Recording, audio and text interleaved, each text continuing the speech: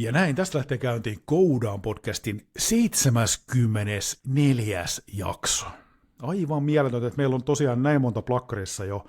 Siitä iso kiitos teille kuuntelijat. Mitä enemmän te kuuntelette, sitä enemmän se innostaa mua myös tekemään tätä podcast-sarjaa. Ja hei, totutusti mun nimi on Karvasen Ville, mä oon tämän podcastin isäntä, ja tämä podcast-sarja kertoo kaiken sukeltamisesta.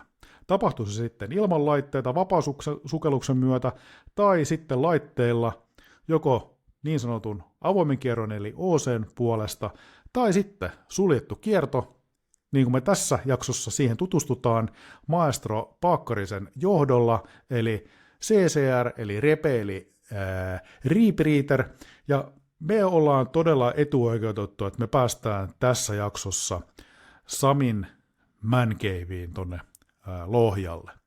Ja mä annan tässä vaiheessa jo vinkin, että jos sä pelkästään kuuntelet tätä jaksoa, olisi sitten alusta mikä hyvänsä, niin nyt oikeastaan kannattaa mennä sinne Spotifyn puolelle, koska sieltä sä pystyt näkemään tämän myös videon. Mutta jos sulla ei ole sitä Spotifyn tilausta päällä, eli maksullista Spotifyta käytössä, tai et muuten vaan halua käyttää Spotifyta, niin ei hätää. Mä lataan tämän jakson myös tuonne YouTubeen, eli YouTubeen, niin laitan sen jakson tietoihin, että mistä tämä jakso sitten sieltä löytyy. Niin pääset myös sieltä sitten tutkailemaan ja tutustumaan tämän jakson saloihin, koska tämä on hyvin visuaalinen jakso. Siellä näytetään erilaisia sukelluslaitteen osia, niin se on paljon helpommin, kun sä näet, mitä mikin on. Ja toisaalta mä tykkäsin myös siitä, että me Samin kanssa istuttiin, ei nyt pöydän ääressä, mutta varustearkun ympärillä puhuen mukavia sukeltamisesta. Mutta hei, mitäs mä oon tässä nyt sen enempää sitten sanomaan, joten kiinnitä hei turvavyö ja lähdetään matkalle Lohjalle ihan 1, 2, 3, let's go!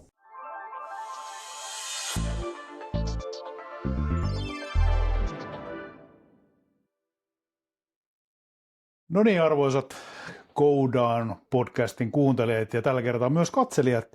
Me ollaan tänään Sami Paakkarisen luona täällä Samin autotallis Lohjalla ja tänään meidän niin kuin aiheena on käydä läpi nämä laitteet, mitä tässä taustalla näkyy, eli suljetun kierron laitteisto, tunnetaan myös nimellä CCR, eli Closed Circuit Rebreather tai Repe, monta nimeä. Ehkä tuttavallisemmin just Rebe. Yes. Hei, kiitoksia Sami, että mä oon saanut tulla tänne sun luo. Ja ehdottomasti, niin mitä kuuluu?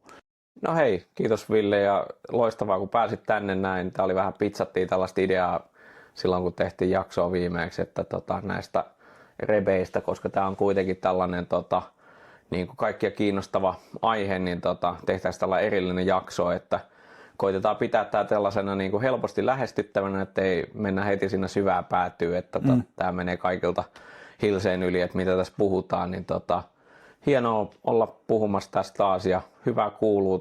Tässä on aika aktiivista sukellusta nyt taas tullut kesää, että nyt taas pitkästä aikaa sellainen lähes 300 tunnin sukellusvuosi tulossa, että kyllä tässä on veden alla vietetty aika paljon aikaa, että mulla oli tuossa tietysti kun aktiiviaikoina paljon kouluttelin, niin sellaisia 500 tunnin vuosia, mutta sitten se on mennyt tonne tietysti työkiireiden ja muiden takia tonne alle 200, mutta tuosta kun taas päiväkirjaa katselin, että jaha, aika tiukka vuosi on taas ollut, mutta on ollut kyllä tosi mukavia keikkoja ja projekteja, mitä on ollut, niin joo. Hyvin on mennyt. Hei, jos aloitetaan ihan niin kuin alkajaisista tai niin kuin ihan basicista, niin mikä on ton suljetun kierron laitteen konsepti, jos verrataan ihan niin kuin normaaliin skupalaitteeseen, että sä hengität hengityskaasua sieltä säiliöstä ja sitten puhallat kupliin. Joo. Niin mikä tää on tää Repe? Joo. Repehän on, varmaan voidaan puhua hetki tuosta historiastakin, mutta niin kuin lyhykäisyydessään niin se on vanhempi keksintö kuin mikä avoimen kierron laite. Et johtuen oikeastaan just metallurgiasta, että just tällaisten painesäiliöiden, niin kuin meilläkin on tässä taustalla, niin näiden tekeminen mahdollistui vasta tuosta niin 1900-luvun puolesta välistä eteenpäin, että niitä pystyttiin luotettavasti tehdä niin kuin sukeltajille, mikä mahdollisti sen avoimen kierron sukeltamisen, mitä me tunnetaan nykypäivänä. Mutta siinä on tosiaan se niin kuin positiivisia puolia avoimen kierron sukeltamiset. Se on aika helppoa, yksinkertaisesti laitat kaasua, mitä sä haluat hengittää pulloa ja sitten paineen alentajan kautta hengität sitä ja sun sukellusaika määräytyy sen mukaan, että minkälaista kaasua siellä on ja kuinka paljon sitä on. Mutta sitten taas kun puhutaan tietynlaista sukeltamista, syväsukeltamista, tekniikkasukeltamisesta, niin se aika ja se syvyys alkaa olla niitä rajoittavia. Et totta kai sä voit laittaa sinne tosi eksoottisiakin kaasuja ja näin on tehty historiassa, mutta sitten se, että se kaasun määrä, niin se alkaa helposti tulee sellaiseen pisteeseen, että se vaatii tosi paljon logistista jumppaa, jotta sä saat ne kaikki kaasut kuljetettua mukana. Niin nyt nämä laitteet, mitä tässä on, että on 3 litran pulloja, niin jos mä nyt sanoin, että tuolla pystyy sukeltaa tältä seisomalta 10 tuntia, niin se on sitten monille niin kuin käsittämätöntä, että 3 litran pullolla, että 10 tuntia, mutta näin se vaan on, että kun sä kierrätät sen uudestaan se sun hengityksen monta kertaa ja vaan poistat sieltä hiilidioksidin ja lisäät hapen, niin se sukellusaika vaan menee niin kuin todella isoksi. Niin se on se niin kuin kiteytettynä, että miksi rebe, niin se on pidemmät sukellukset ja on siinä muitakin etuja sitten lämpötalous ja syvemmät sukellukset, mutta oikeastaan se sukelluksen pituus on monesti se niin kuin merkitsevin tekijä siinä. Mistä tarpeesta toi suljetun kierron laitteet on niin kuin syntynyt? Mä kävin kerran yhdessä kaivosmuseossa tuolla noin Tsekeissä. Joo. Ja siellä oli niin kuin, mä olin just aloittanut silloin sukeltaa, siis sit oli niin kuin 1-2 aikaa. Ja mä näin siellä niin kuin, ja sitten tämä konsepti, että on tämmöinen niin kuin kierrättävä laite. Joo. Ja se oli jostain 1800-1900-luvun niin kuin vaihteesta. Joo. Niin onko tämä tosiaan niin kuin lähtenyt tämmöisestä niin kuin kaivosteknologian tarpeesta? On joo. Oikeastaan 2 ajavaa tekijää niin on just tämä kaivostyöntekijöiden pelastaminen sortuneiden kaivosten vesitaskujen takaa. Se on se, mihin se Englannissa on alun perin kehitetty. Ja toinen on tietysti kaikki tällaiset military-applikaatiot, pitää päästä paikasta A paikkaan B huomaamatta veden alla. Mutta just viitaten tähän aikaisemmin sanomaani, että vanhempi keksintö, että jos sanotaanko, että avoimen kierron laitteet ja regulaattorit tuli ehkä siellä niin kuin 40-luvulla, 1940-luvulla, niin ne on tullut jo niin kuin 1890-luvulla rebet. Ja silloin on ollut jo niin kuin ihan oikeita suljetun kierron laitteita, mutta jos nyt ajatellaan niin kuin vielä historiaa taaksepäin, niin että jos siellä jossain Mesopotamiassa on ihminen halunnut mennä veden alle, niin ei silloin mitään paineilmasäiliöitä ollut käytettävissä, että sehän on ottanut jonkun niin kuin säkin, mihin se hengittää, että se voi olla vaikka kuivattu lehmän vatsalaukku tai vastaava, ja sitten se törmää niin kuin 2 ongelmaa siinä, että yksi on se, että sieltä loppuu happi, että alkaa pyörittää, ja sitten toinen, että hiilidioksidi kasvaa, että alkaa toi hiilidioksiditaso nousemaan siinä. Niin siihenkin on ollut jo niin kuin osittain vastauksia ollut jo niin kuin 1600-luvulla, että ne on niin kuin keksinyt, että jaha, tällainen aine kuin sodium, niin se imeyttää itteensä hiilidioksidia. Että siellä on jo sitä tekniikkaa niin kuin vuosisatojen ajan kehitetty, mutta sitten oikeastaan 1800-luvun lopussa niin joku on pistänyt ne kaikki yhteen ja todennut, että hei, että tällä keinolla me voidaan mennä sinne veden alle, pelastaa ne jumissa olevat kaivostyöntekijät ja saattaa heidät ulos, niin siitä se on oikeastaan lähtenyt. Okei. Otetaan pieni nopea kertaus. Sä kerroit sun omassa jaksossa tuosta taanoin, niin miten susta tuli niin kuin CCR tai repen käyttää, mutta otetaan pieni kertaus, että miten susta tuli, missä vaiheessa sulla tuli niin kuin repen mukaan sun niin kuin sukelluskuvioihin? No, mä oon itse aloittanut sukeltamisen 95 ja sitten kun muutin Järvenpään seudulle ja liityin Keski-Uudenmaan sukeltajiin, niin törmäsin sitten muutamaan sellaiseen aktiiviseen tekniikkasukeltajaan siellä, Holopaisen Tommi ja Salon Juhani.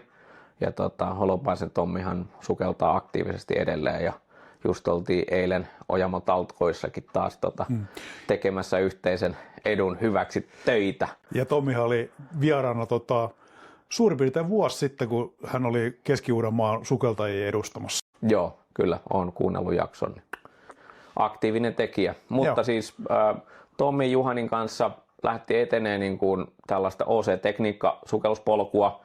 Ja sitten jossain vaiheessa, olisiko ollut vuosi 2007 tai 2006, niin Tommi ja Juhani lähti Ranskaa tällaiselle niin kuin mä en muista, onko se luolakurssi vai luolareissulle. Anyway, ja mä jäin sitten, että mulla ei ollut kesälomia käytettävissä, niin mä jäin sitten työpaikalle sinne kesällä tuuraamaan ja mietin siinä, että jotain täytyisi nyt tätä sukellusuraa saada jollain potkittua eteenpäin. Ja selailin silloista Rebreather Worldia, mikä oli tällainen silloinen tiedon alkulähde, niin siellä oli myydään palstalla, oli Hollannissa myynnissä tällainen käytetty Inspis ja muutama tekstiviesti sitten Haajajanille, joka oli mun kouluttaja sitten niin myöhemmin, niin tuonne Varikauteen ja kysyi, että onko tämä hyvä juttu, ja sanoi, että joo, se on ihan toimiva laite ja tunnettu hahmo, että ei muuta kuin ostonappia vaan, ja painoin, ja sitten lähetin sinne Ranskaan jätkille viestin, että ostin repen, varasin kurssin, varasin teille myös, hommatkaa laitteet. Ja siitä sitten lähti, ja jätkät hommat laitteet, ja siitä lähdettiin, että meillä taisi olla, olisiko ollut 2007, niin repekurssi sitten. Ja sitten me sulla on tullut kuvaan tässä kuvassakin oleva JJCCR. Ja susta tuli kouluttajakin. Joo, musta tuli kouluttaja, eli 2007 aloitettiin Inspirationilla, eli se nyt oli, varmaan puhutaan näistä laitteistakin tuossa kohta, niin siihen maailman aikaan niin oli oikeastaan niin kuin sä sukelsit joko Inspirationilla tai Megalodonilla Suomessa, ja tämä johtui ihan siitä, että ketä koulutti. Eli silloin oli Inspiration kouluttaja, oli Megalodon kouluttaja, niin sä valitsit jomman kumman. Niin mutta sitten aika nopeasti niin kun aloin miettiä, että tämä voisi olla paremmin, ja sellainen universaali totuushan on, että sä et löydä maailmasta yhtään Inspiration sukelluslaitetta, mitä ei olisi modattu, että yhtään tehdaskuntoista Inspiration laitetta. Se on vähän niin kuin Toyota Supra autopuolella, että yhtään se modaamatonta Supraa ei ikinä löydy. Niin sama homma, niin itsekin aloin sitä tuunaamaan, ja sitten päädyttiin siihen, että se alkoi muistuttaa hyvin paljon tällaista laitetta, ja sitten tulikin, kun taivaan lahjana, niin Tanskasta tuli sitten uutena repenä myyntiin tällainen JJCCR, ja me päästiin itse asiassa siihen periaatteessa ensimmäiseen patchiin tilaamaan. Et mä katsoin, että no okei, tossa on tossa on tää ja noi elektroniikat, ja silloin oli vielä Bovi ja mä olin Bovi-uskovainen silloin, niin että okei, että jos mä myyn tän in bits and pieces, niin mähän saan ostettua niinku uuden repen, että tämähän on loistava homma. Ja mä hankin JJ:n, ja se on tuolla se mun alkuperäinen hyllyllä, niin siis niinku edelleen sukelluskuntoinen, elektroniikat, tietysti letkuja ja tällaisia niin kuin kumiosia on joutunut vaihtaa, mutta edelleen 2009 vuoden repe, niin täysin toimintakuntoinen, niin mä aloin sukeltaa JJ:llä, ja sitten oikeastaan niin kuin totesin, että tämä on tosi hyvä laite, ja ystävystyin tosi paljon sen tehtaan omistajan kanssa, ja sitten tuli siinä puhetta, että okei, että tarvitaan lisää kouluttajia, haluaisitko alkaa, ja mä olin sitten mietin hetken aikaa ja sanoin, että joo, ilman muuta, niin sitten päädyin kouluttamaan. Ja se oli 2010, kun aloin kouluttaa, niin siinä on nyt sitten 15 vuotta.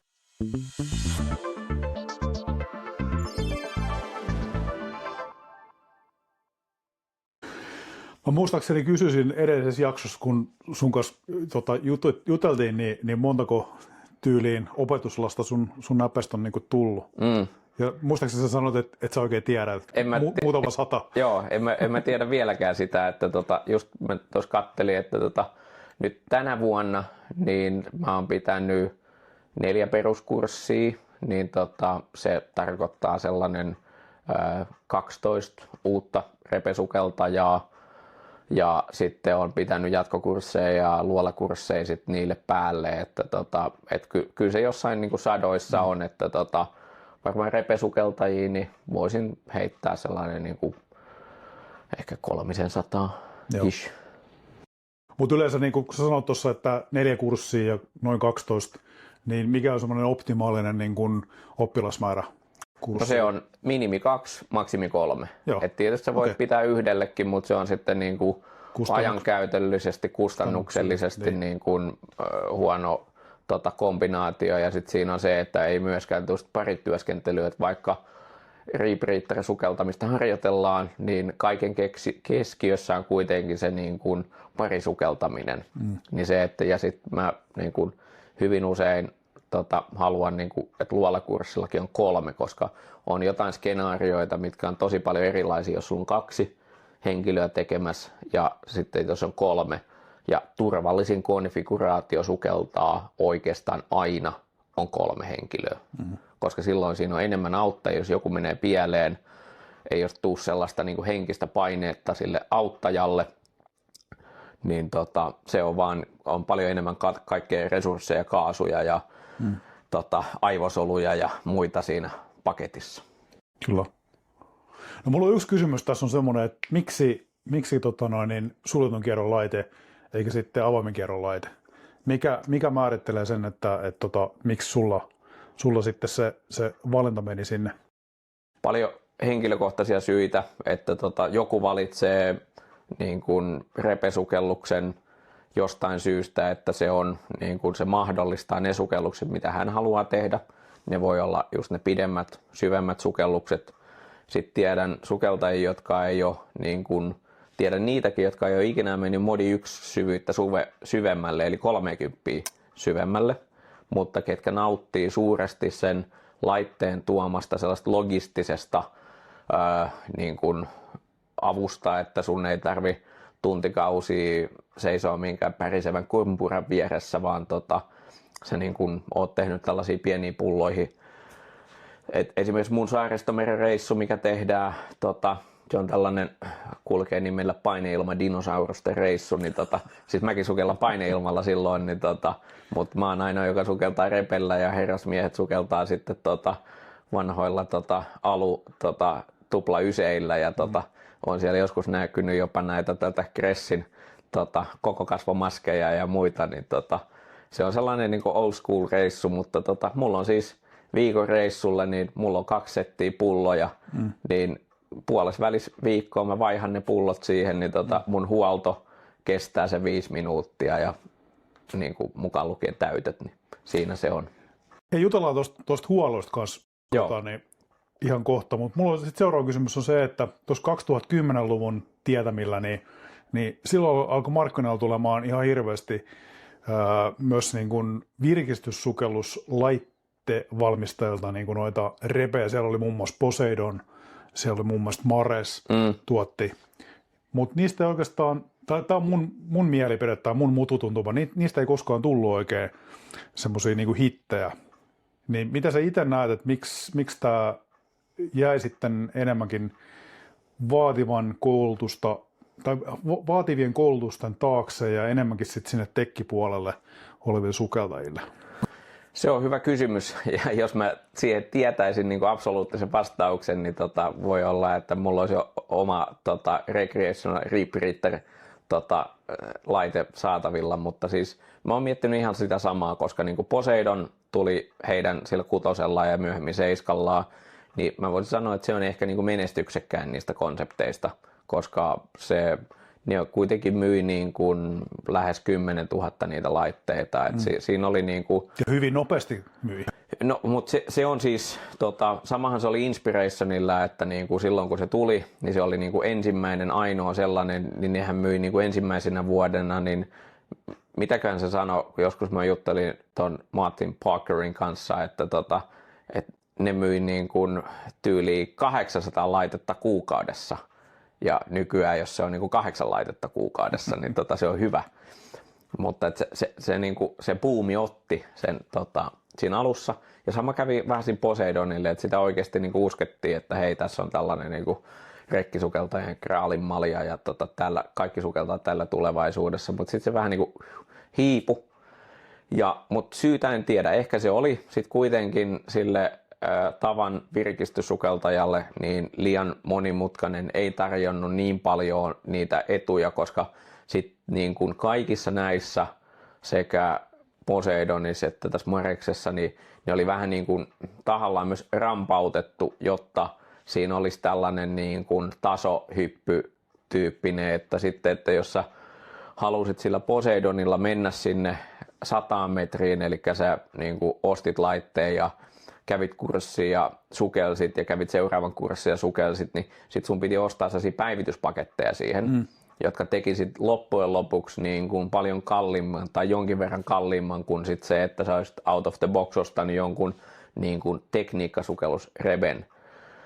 Ja sitten taas itse arvostan niin kuin hyvää insinöörityötä sellaisessa muodossa, että asiat on tehty mahdollisimman yksinkertaiseksi, että niitä ei niin kuin saa väärin laitettua ja muuta, ja se on tehty mahdollisimman vähillä komponenteilla, niin siinä ehkä ne myös feilas, että ne ei ollut sellaisia niin käyttäjäystävällisiä kuin ne olisi voinut olla. Niin ehkä se on niin kuin kombinaatio näistä sitten, että markkinat ei vaan ottanut ikinä sitä omakseen, ja sitten Poseidonin jälkeen tulleet laitteet, niin ei ne ole ikinä yltänyt sinne Poseidonin myynteihin, ja sitten ne on vähän niin kuin feidannut siinä.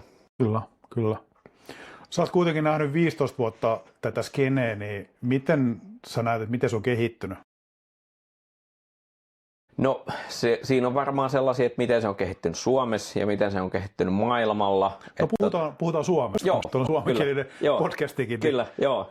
No siis Suomessa, niin kun moni, niin kun se on niin kun muuttunut tässä 15 vuoden aikaa silleen, että siinä niin kun 15 vuotta, 10 vuotta sitten, mä voin sanoa, että 10 vuotta sitten oli sellainen niin kuin, jopa niin kuin high peak tässä.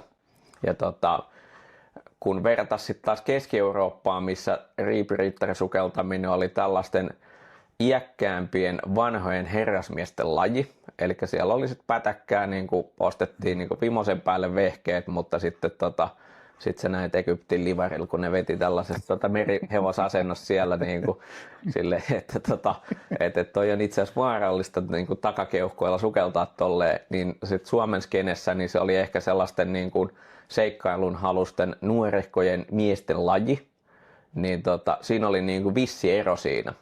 Mutta sitten taas niin kuin nyt seuraa, että missä repesukeltaminen menee tällä hetkellä. No ehkä tämä liittyy isommassa kuvassa niin kuin virkistyssukelluksen nykytilaan Suomessa ja ehkä Euroopassa. Tämäkin on tietysti tosi niin kuin markkinakohtaista, jossain Puolassa niin sehän on hirveä buumi, mutta sitten taas Suomessa niin sehän on mennyt monta vuotta niin kuin vähän hiipunut, mikä sitten taas näkyy repesukeltamisessa, että ne niin kuin harrastajat on jatkanut, että ne on yleensä tosi niin kuin sitoutuneita siihen harrastukseen, ketkä repesukeltaa, mutta sitten ei ole tullut niin paljon sitä uutta sakkia siihen tekemään, eli se on, voisi sanoa, että se on vähän niin kuin ikääntynyt se repekanta Suomessa, mitä se oli tuossa 10 vuotta sitten.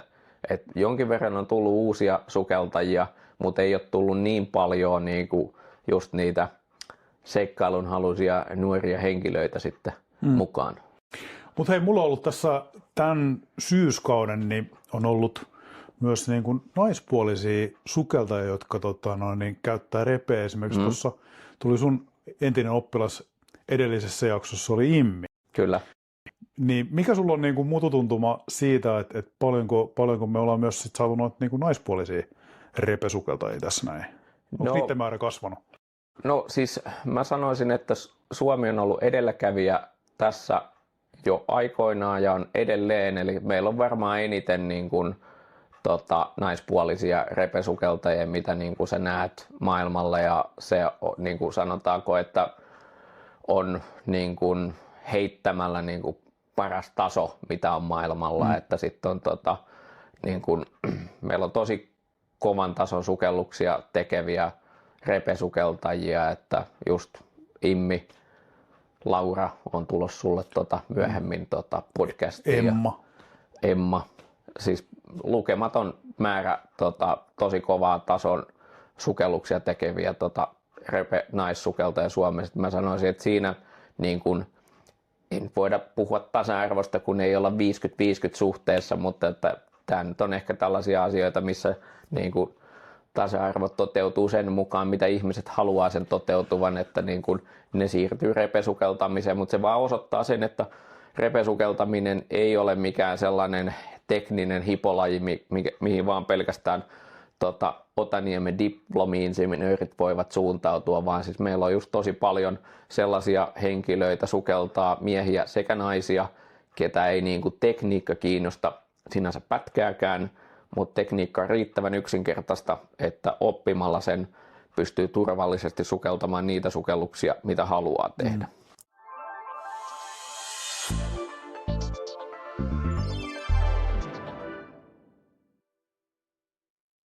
Kun sä oot sukeltanut myös niin kuin, ulkomaalaisten kanssa, niin millä tavalla suomalaiset erottuu siitä niin kuin ikään kuin repesukeltaja massasta? Onko jotain tiettyjä niin kuin ominaispiirteitä suomalaiselle niin kuin repesukeltajalle?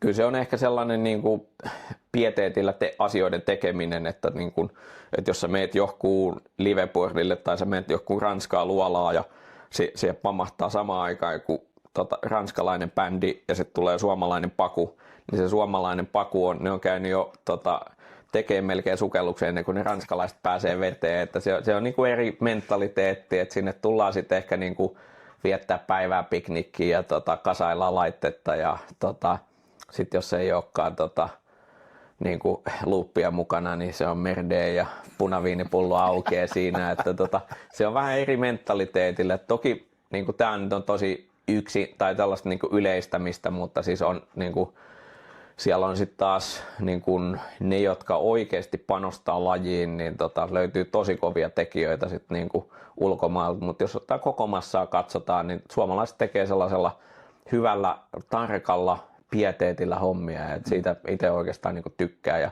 oikeastaan pidän niin kuin koulutuksessa sitä niin kuin yhtenä ohjenuorana, että jos tehdään jotain, niin miksei voitaisiin tehdä sitä kunnolla. Jes, se on just näin. Se on just näin. Hei, mennään ihan seuraavaksi semmoiseen periaatteelliseen asiaan. Mä tiedän, että meillä on kuuntelijakunnassa on paljon ihmisiä, jotka on vannoutuneita virkistyssukeltajia, ja itsekin tiedän, kun on kurssit käynyt ja laitteen omistan, niin millä tavalla se sukeltaminen vähän muuttuu, kun sä rupeat sukeltaa niin kuin suljetulla kierrolla? No, ehkä mä sanoisin, että suljetun kierron laitetta kannattaa harkita silloin, jos niin kuin sä koet, että sä saat niitä hyötyjä, mitä sä haet.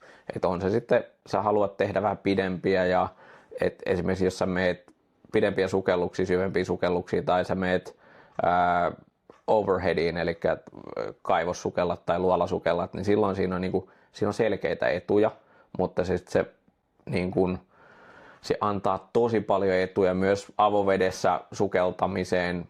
Paljon käytetään esimerkiksi jossain viranomaistoiminnassa vaikka museovirasto on hyvä esimerkki siitä, että he tekevät tällaista hylkykartoitusta ja tutkimusta, missä voidaan jossain matalassa vedessä lillua pitkään, mutta se olisi niin kuin avoimen kierron laitteella, niin ei pystyisi olemaan yhtä pitkään siellä, niin sitten taas he käyttää sitä etua hyödykseen siitä. Niin se vähän nyt riippuu siitä, että niin kuin mitä etuja sä niin kuin haet siinä, ja sitten se muuttuu sen myötä, koska se mahdollistaa sen, että niin kuin mä oon yleensä sit kursseilla vähän niin kuin ohjannut siihen, että kun te nyt hankitte tämän laitteen, niin kuin käyttäkää sitä siihen, mihin se on tarkoitettu, että, niin kuin, että jos te teette puolen tunnin sukelluksia suljetun kierron laitteella, niin se ei ole ehkä niin kuin, se on vähän hukkaa heitettyä, että saman te voisitte tehdä avoimen kierron laitteelle, että nauttikaa niistä eduista, mitä se tarjoaa, että te pystytte vetämään 2 tunnin sukelluksen ilman dekoja niin kuin tietyissä syvyyksissä, ei ole kylmä, ette hukkaa nestettä niin paljon siinä sukelluksen aikana, niin tällaisia juttuja kannattaa siinä hyödyntää, että se muuttuu oikeastaan sen mukaan justiinsa, että miten sä hyödynnät sitä. Puhutaan vähän sitten niin kuin laitteiden erilaisista varianteista. Eli meillä on olemassa tämmöinen kuin SCR, niin mikä laite se on? Se on puolisuljettun kierron laite, eli semi-closed rebreather, ja se on ehkä sellaisessa, nyt taas suomalaissukelluskentässä ehkä harvinaisuus. Niitä on muutama kappale Suomessa, ehkä eniten mitä näkyy, niin on Lallukan Teppo, ulkoiluttaa omaa kolmea presidenttiään, niin aina silloin tällöin se vaan niin kuin sellainen museoauto, mikä otetaan sitten tallista, kun on nätti päivä ja terveisiä Tepolle vaan. Niin, se on tällainen, mä voisin sanoa nyt, täytyy muistaa aina, että kun mä koulutan just tiettyjä laitteita, niin mulla on ehkä valmistajan tai sen niin kuin tekniikan edustajan lippis päässä, että minun laseilla katsottuna, niin semi-closed rebreather oli niin kuin sen kulta-aika oli ajalta, jolloin elektroniikka ja sensorit eivät olleet niin luotettavia kuin on nykypäivänä, jolloin käytettiin vaan sitä suljetun kierron ja sitä hiilidioksidi-imeytyksen niin kuin robustisuutta, eli periaatteessa kun sä niin kuin läppäventtiileillä kierrätät kaasua, niin se, että jos ne läpät on testattu toimiviksi, niin eipä ne juuri niin kuin vikaan sukelluksen aikana.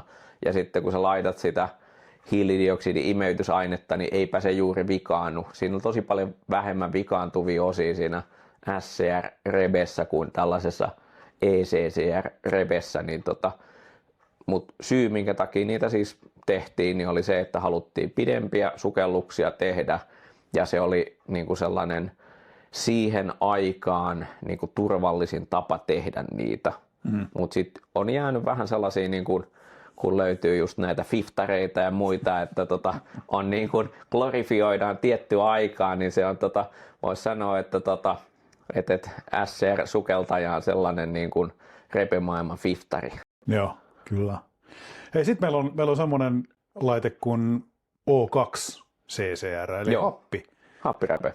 Happirepe. Joo, kyllä. Se on niin kuin maailmassa on varmaan eniten happirepejä, eli missä niitä eniten käytetään, niin eri puolustusvoimilla.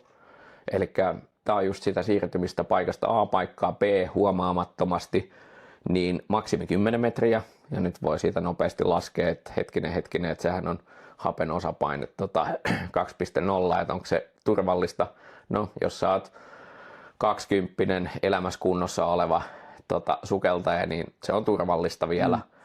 Ja niin niitä on varmaan määrällisesti maailman eniten, mutta niiden käyttö niin kun rajoittuu pelkästään siihen matalaan syvyyteen, niin se, että tekniikkasukelluksessa jonkin verran happirepejä käytetään niin kuin dekompression tekoa. Et jos mä nyt sanon, että jos mä lähden suunnittelemaan jotain yli 10 tuntista sukellusta, niin joko mä sitten kasaan sinne matalaan toisen reben, mitä mä käytän happirepenä, eli näitä kaikkiahan pystyy käyttämään happirepenä, vaan lisäämällä sinne happea. Että sä voit ajaa sitä niin kuin happirepe-moodissa, mutta kun kuitenkin, jos 10 tunnin sukelluksesta, niin sulla on 8 tuntia on dekompressio, mistä 4 tuntia vietetään kutosessa tai matalammassa, niin sulla on kuitenkin 4 tuntia sukellusaikaa, missä jos sen päälaitteen vikaantuessa, niin sä voit ottaa sitten se happirepen käyttöön. Eli ne nyt on se pääasiallinen käyttö, että se on se militaripuoli ja sitten tuollaisessa exploration sukeltamisessa se niin kuin dekojen tekeminen. Sitten oli tämmöinen kuin MCCR. Joo, eli tällainen niin kuin manuaali rebe, eli se taas viittaa siihen, että siinä ehkä kannattaa ottaa 2 termiä samalla käsittelyyn, että on MCCR ja sitten on ECCR. Eli se M tai E, ne tarkoittaa sitä, että lisätäänkö happea manuaalisesti tai lisätään sitä elektronisesti, eli se kertoo sen hapen lisäysmetodin siinä. Ja manuaalinen niin ei ole siis sitä, että pelkästään niin kuin, nappia painamalla, vaan siellä on yleensä tällainen massavirtausventtiili.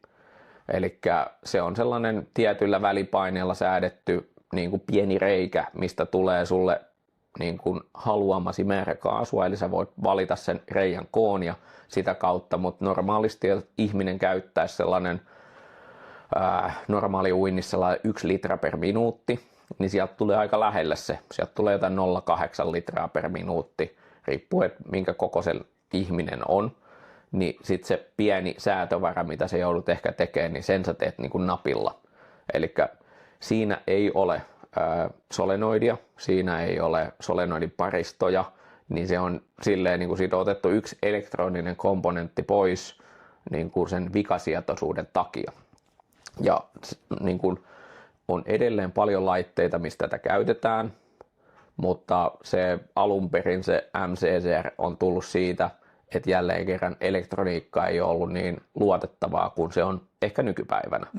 Eli siinä on happisensorit, eli se on niin kuin lisäystä siihen SCRään, mutta sitten taas siinä ei ole sitä hapenlisäysjärjestelmää, eli sitä solenoidia. Niin. Ja sitten taas se toinen, eli ECCR, niin se on se ehkä nykyisin eniten vallalla oleva rebreather-järjestelmä, eli siinä on yleensä 3 sensoria, mutta siinä voi olla 5kin sensoria, jotka mittaa hapen tasoa. Ja niin kuin äsken puhuttiin, että kun sä hengität siihen loopiin, niin sulla alkaa hapen taso laskemaan, niin sitten ne sensorit mittaa, että jaha, että täältä on kulutettu happea, että täytyy lisätä. Siellä antaa tietokone käskyn sille solenoidille olla auki, ja solenoidin kautta tulee puhdasta happea sinne hengityskiertoon, jolloin se hapen määrä saadaan nostettua takaisin sinne, minne halutaan. Sitten puheen ollen, niin sullahan tässä on JR:n toi, jos käydään ihan niin kuin laitetta. Joo, mä voin tästä näyttää, eli tää on nyt täältä alapuolelta, niin laitteita on erilaisia, eli mulla on tässä nyt JJCCR ja tässä on Divesoftin sidemount-repe ja sitten tuossa on vielä toi Kissin sidewinderi. Mutta ja tässä kohdassa laitetaan Santalan Janille terkut sinne Norjaan. Joo, kyllä, Santalan Janille ja Paasin Mikolle ja niin. Voidaan tuossa vielä kerätä kaikki, keneltä kaikilta tällaisia laitteja ja koulutuksia saa. Mutta joo, tässä on tämän JJCCR-laitteen elektroniikka ja niin kuin puhuin tuossa äsken, että tässä on nämä 3 sensoria, eli ne mittaa tästä ohi menevää hengityskaasua ja täällä sisällä on sitten niin kuin elektroniikkamoduuli, mikä sitten laskeskelee, että okei, että tämä on nyt kuluttanut tämä sukeltaja tämän verran happea, että sille täytyy vähän lisätä.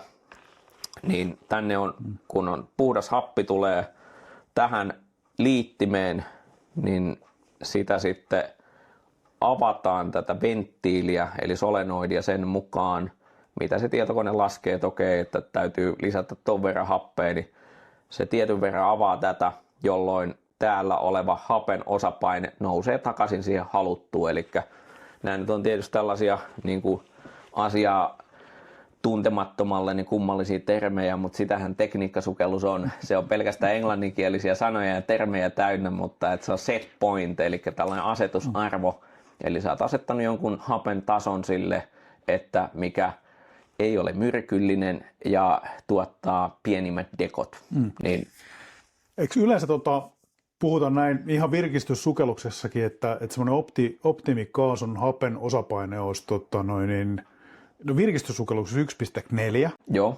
Ja sitten tekniikkasukellus 1,2 vai? No joo, tästä tullaan sitten taas niinku ehkä koulutusjärjestö ja ehkä laitekonfiguraatio tyyppisiin eroihin. Eli se on ihan oikeassa, että niin kun esimerkiksi perus nitrox-sukeltaja kun on käynyt nitrox-kurssin, niin todennäköisesti on opetettu se, että niin kun maksimihapen osapaine 1,4 siellä pohjalla. Ja se on turvallinen, mutta siinähän on nyt niin kuin se juju nimenomaan tähän repesukeltamiseen verrattuna, että se on se optimi, paras siellä on pohjalla.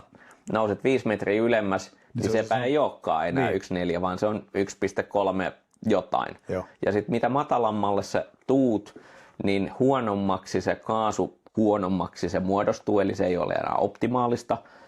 Niin se on erona tässä näin, että tähän kun on säädetty se optimaalinen, eli se yleisin on ehkä se 1,3, mä voin kohta avata sitä, että miksi on 1,3 eikä 1,4, mutta se on 1,3 siellä pohjalla, nousit 10 metriä, se on 1,3, nousit toisen 10 metriä, se on 1,3, eli sä hengität aina optimaalista kaasua.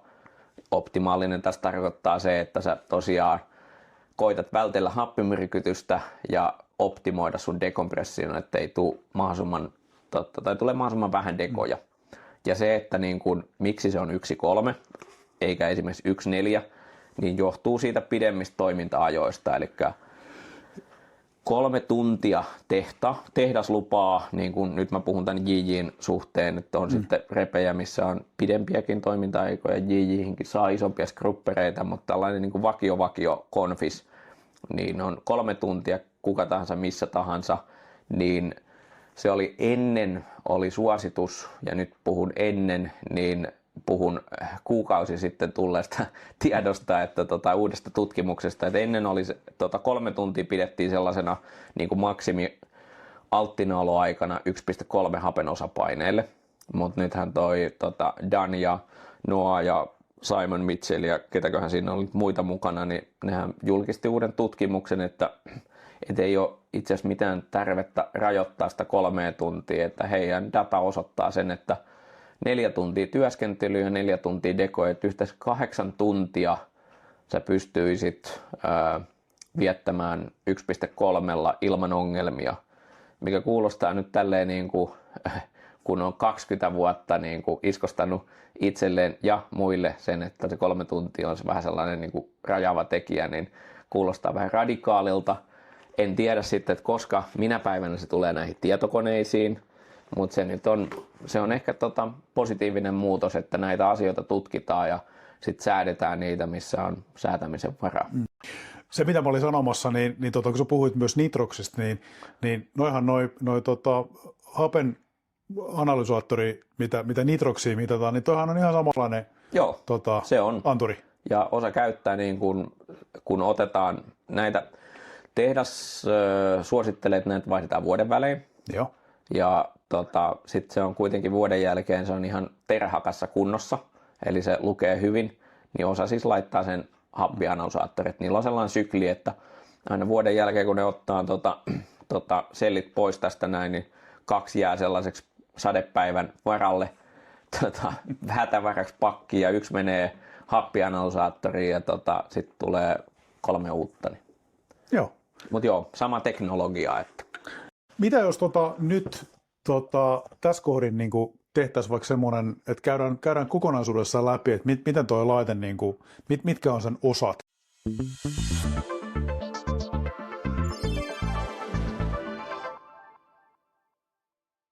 Mä vedän tervetuloa takaisin katselijat. Ja nyt mä tosiaankin painotan sitä, että tämä on sen verran visuaalinen jakso, että me katsotaan, mitä tämä Sami-laite on syönyt, joten mä suosittelen katsomaan tämän jakson Spotifysta.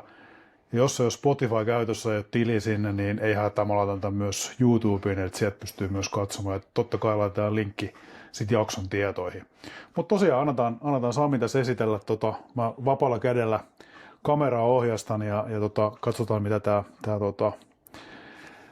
JJ on sitten syönyt. Eli tässä on niin kuin näkyy, niin tässä on tämä laitteisto itsessään ja mä annan Sami nyt kertoa, että mikä on mikäkin osa. Jes, otettiin nyt tämä meikäläiselle tutuin laite nyt näistä 3, että esittelyyn, niin ei tarvitse ehkä arpoa, että mikä on mikäkin niin paljon. Eli tässä on nyt kasattuna tällainen JJCC-laite, ja tämä nyt painaa sitten kasattuna sellaisen 40 kiloa, eli mä voisin sanoa, että tämä on sellainen tupla 10 kokonen ja painoinen laite. Eli vähän pienempi kuin ne tupla 12, jos sellaisella on niin kuin tottunut sukeltaa. Ja tämä muodostuu sitten tällaista komponenteista, että tämä niin kuin sivuillahan on nämä pullot.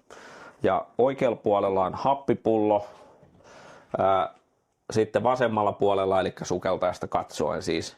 Vasemmalla puolella on se sukelluskaasupullo, mikä nyt on tässä hetkessä, niin meillä on tällainen klassinen Universal Diving Gas, eli ilma. Se nyt on jäänyt tuosta monen vuoden takaa, että ilma aina kutsutaan UDG:ksi. Mutta ne on ne sukelluskaasupullot, eli periaatteessa voisi ajatella, että Tämä on se happirepe, mistä juteltiin aikaisemmin, mutta sitten tämä vaan laimennetaan sillä sukelluskaasulla, jotta pääsee syvemmälle kuin se 6 metriä. Niin tämä on se konsepti. Ja sitten syvyyden mukaan, niin tännehän siis laitetaan sitten vähän jyrkempää kamaa, eli sinne voisi nyt laittaa, tuossa on mulla nyt vaikka tollanen kaasu saatavilla, missä on 7 pinnaa happea ja se on 76 pinnaa heliumia, eli ton syvyys maksimi alkaa olla siellä 130 metrin luokkaa. Niin Joo. Joo. Mutta sieltä löytyy säiliöiden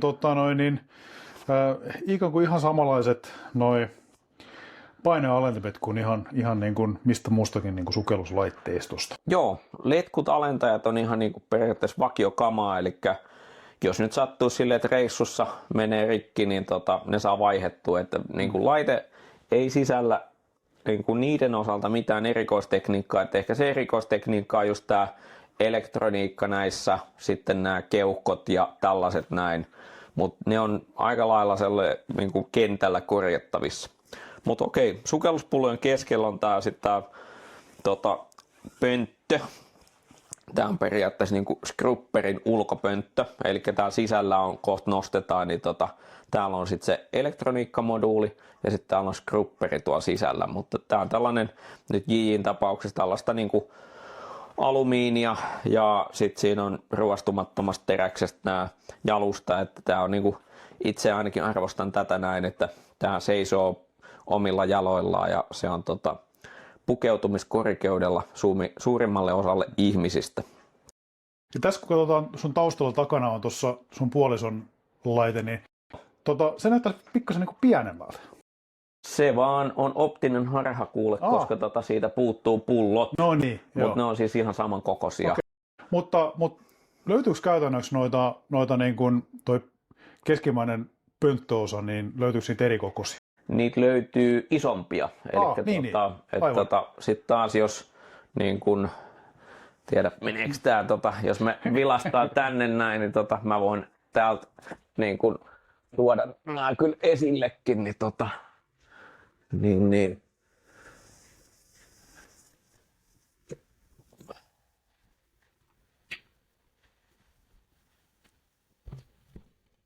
Eli näitä on sitten isompiakin, eli pidempi pönttö, mihin mahtuu sitten pidempi skrupperi, niin mahdollistaa että sen, että sinne laitetaan enemmän sitä hiilidioksidi-imeytysainetta, jolloin se toiminta-aika on pidempi. Sitten taas tässä on tällainen mun minimalli.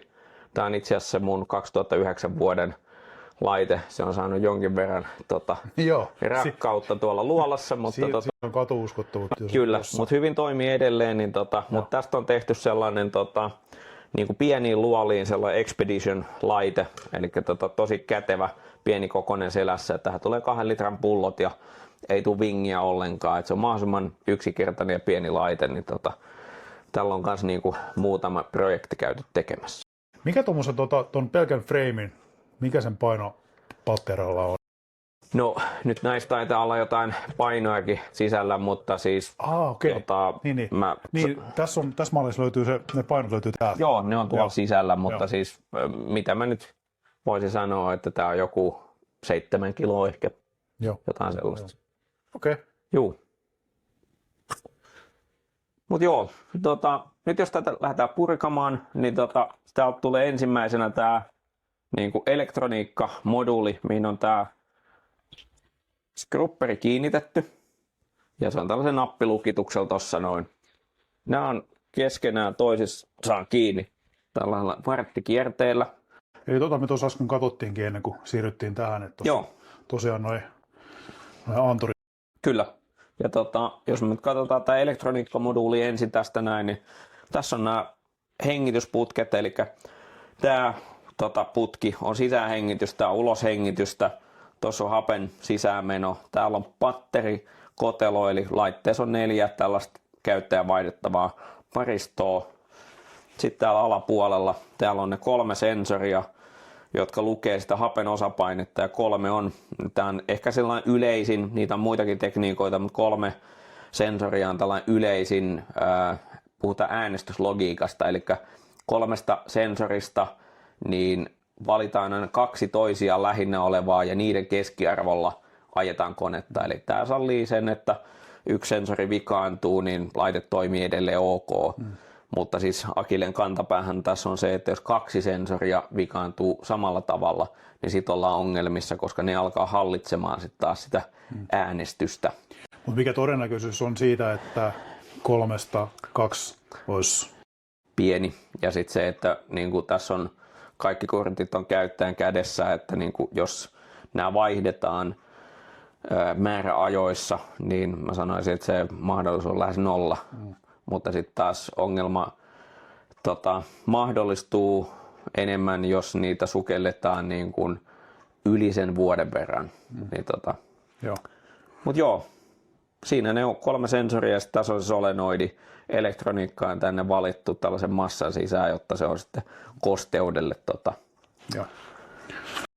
Siinä näkyy olevan ainakin 2 O-renkaat tiivistäen ton. Joo, tässähän ei ole periaatteessa silleen, paineeroa muodostu tämän niin kuin pöntön sisä- ja ulkopuolen välillä, koska niin kuin sehän on sitä samaa kaasua, mitä sä hengität, niin paineeroa, eli sellaista niin kuin mikä painaisi vettä ton O-renkaan ohi, niin ei juuri muodosti. Niin sen takia siinä on 2 O-rengasta, mutta aika helppo tiivistepinta.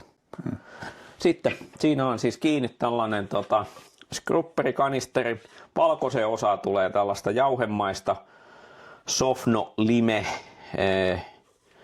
nimistä ainetta, eli se on tällaista kalkkisodiumhydroksidia, minkä imeyttää kaasumaisen hiilidioksidin kiinteeseen muotoon.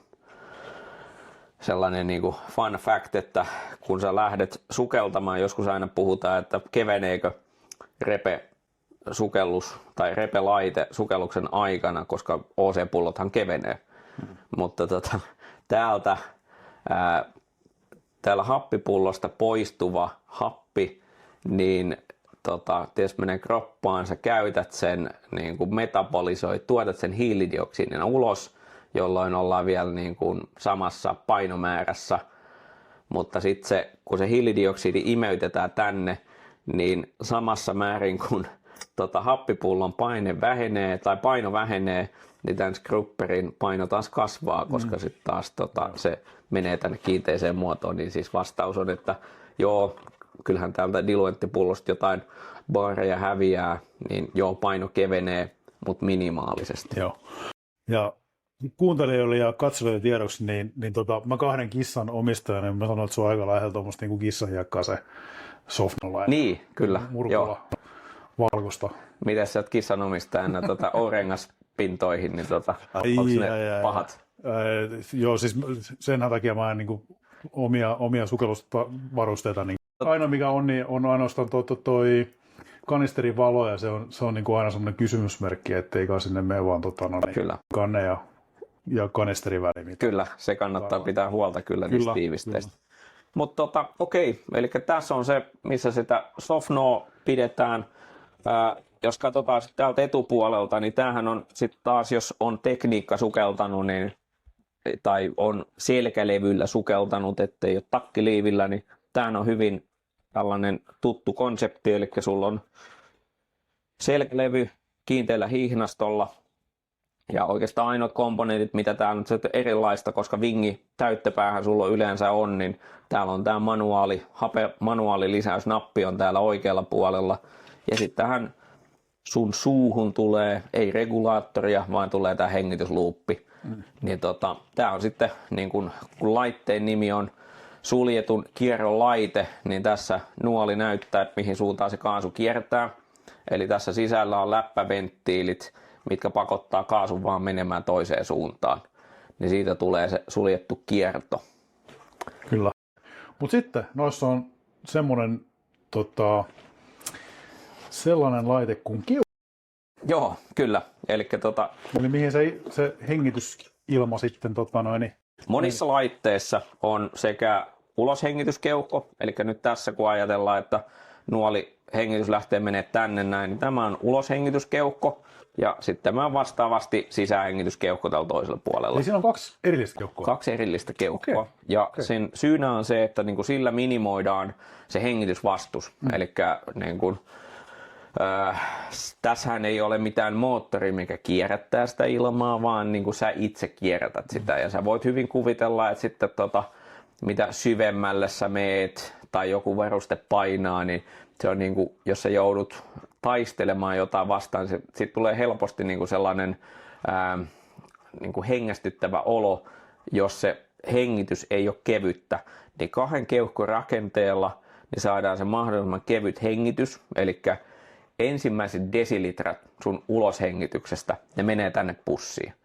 Sitten se lähtee, niin kuin se kaasun kierto lähtee vasta käyntiin ja kaasu lähtee kiertämään. Samoin käy siinä sisäänhengityksessä.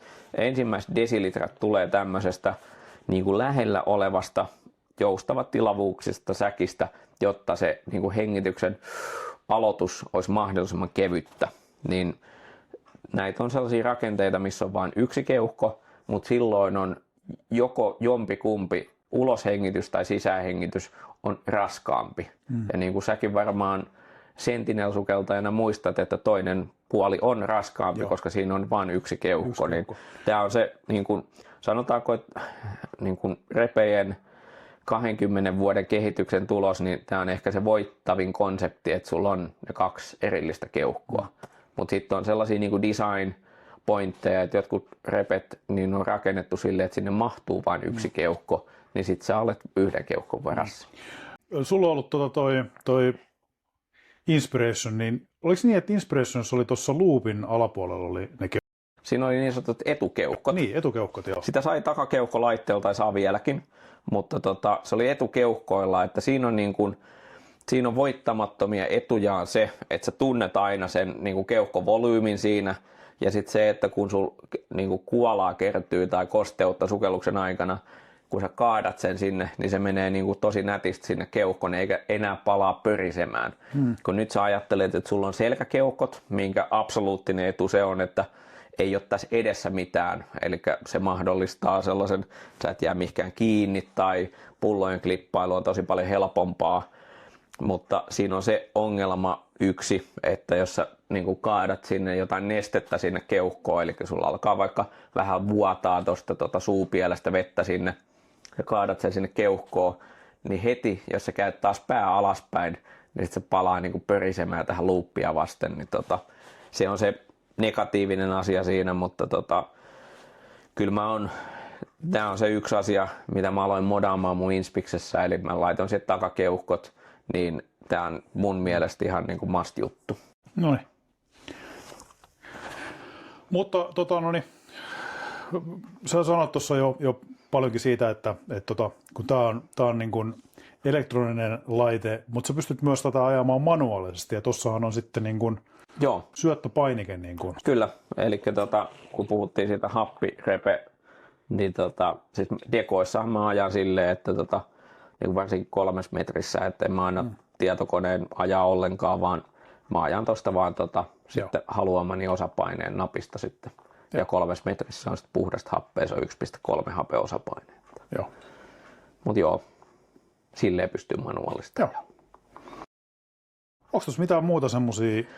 No ei oikeastaan, siis sellaisia niin kun puhuttiin siitä, siitä recreational rebreathereiden yksinkertaisuudesta, niin se, että niin kun pyörää on vaikea keksiä uudestaan, niin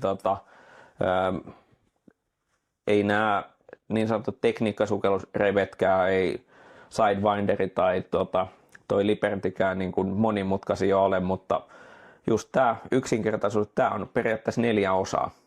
Eli sulla on tämä laite tässä, no tietysti mulla on nyt pullot jo valmiiksi täytettynä, ne on tässä kiinni, mutta sitten mulla on tämä hengitysluuppi, tämä menee vain yksilpäin kiinni tuohon laitteeseen, sitten mulla on sen jälkeen, niin mulla on tämä scrupper ja headi, niin ne menee vain yksiäpäin tonne sisään, niin se on 4 komponentista muodostuu tämä laite, niin kun joku pelkää sitä, että tämä suljetukierron laite, niin tämä on sellaista teknologista helvettiä, niin ei se kyllä ole mun mielestä.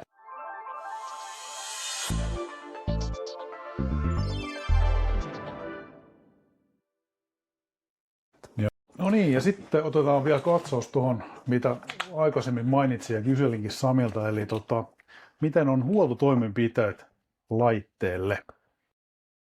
Jes, eli tässä nyt ehkä kannattaisi ottaa sellainen ero, että minkälaisen huollon mä teen niin kuin sukelluspäivien välissä, että yleensä jos mä oon jonkun viikonlopun sukella, niin päivien välissä mä teen niin sanotun huuhtelun, mutta sitten jos kone jää sitten viikoksi seisomaan tai on kulunut kuukausi edellisestä desinfioinnista, sitten mä teen desinfiointihuollon. Ja tämä nyt on ehkä sellaista niin kuin vähän niin kuin laitekohtaista ja myös henkilökohtaista, että kuinka usein haluaa desinfioida. Mulla itsellä on sellainen kuukauden välein desinfiointi, koska mä kuitenkin hengitän sellaiseen suljettuun säkkiin. Mutta sitten taas niin kuin sukelluspäivien välissä ei ole mitään järkeä desinfioida, koska se ei kuitenkaan pääse kuivumaan siinä. Mutta se huuhteluhuolto on sellainen, että kun sä hengität tästä suukappaleesta, niin tänne uloshengityspuolellehan valuu sitä sun kuolaa, biomateriaa ja se on sitten myöskin täällä vastakeuhkossa. Niin mitä mä teen, niin mä irrotan tämän sisähengityspuolen ja mä vedän siitä 1,5 litraa puhdasta vettä läpi. Se huuhtelee tämän luupin sekä sitten uloshengityskeukon ja se vesi poistuu sitten tuolta. Eli se on oikeastaan se huolto, minkä mä teen sukelluspäivien välissä.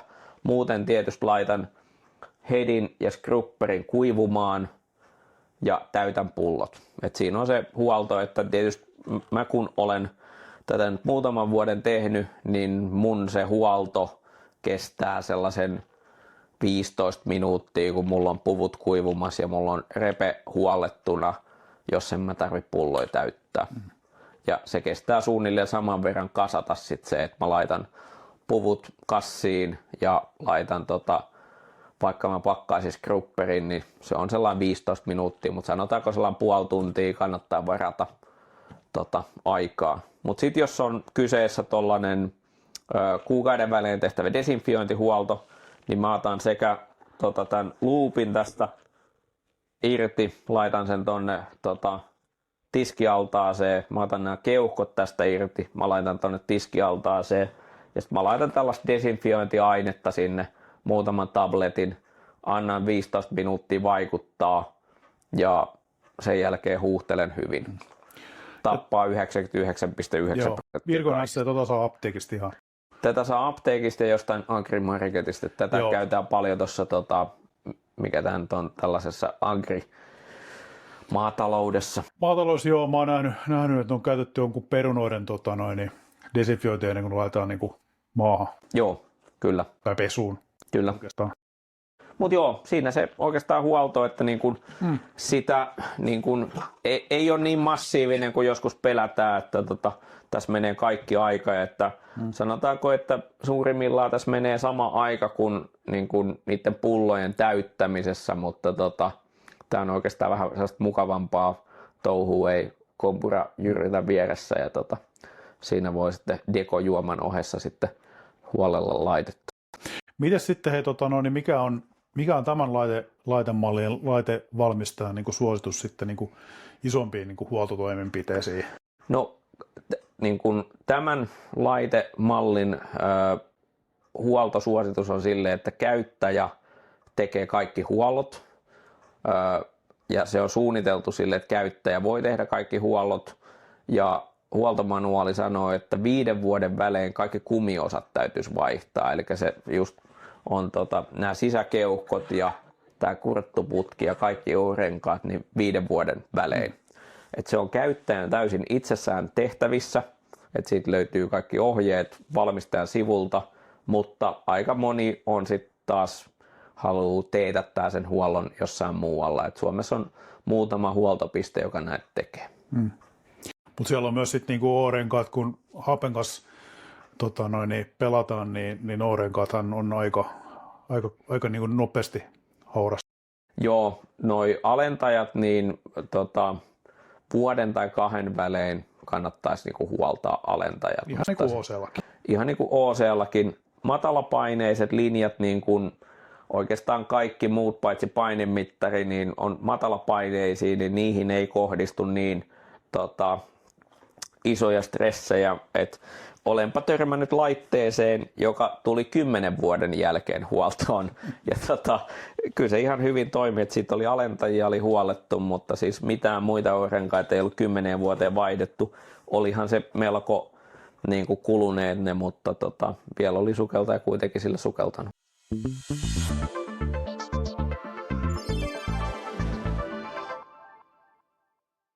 Mitenkä toi eroaa toi tasapainotus niin kun, suljetulla kierrolla versus sitten niin kuin avoimen kiertoon, niin kerro vähän, että mikä se sitten niin kuin, periaate oikeasti on. Siinä on välillä jänniä tilanteita tosiaan, kun tietysti sä et tiedä, mitä sä et tiedä vielä peruskurssilla, niin joku laskeutuu ja mutapohja lähestyy ja vetää keuhkot täyteen.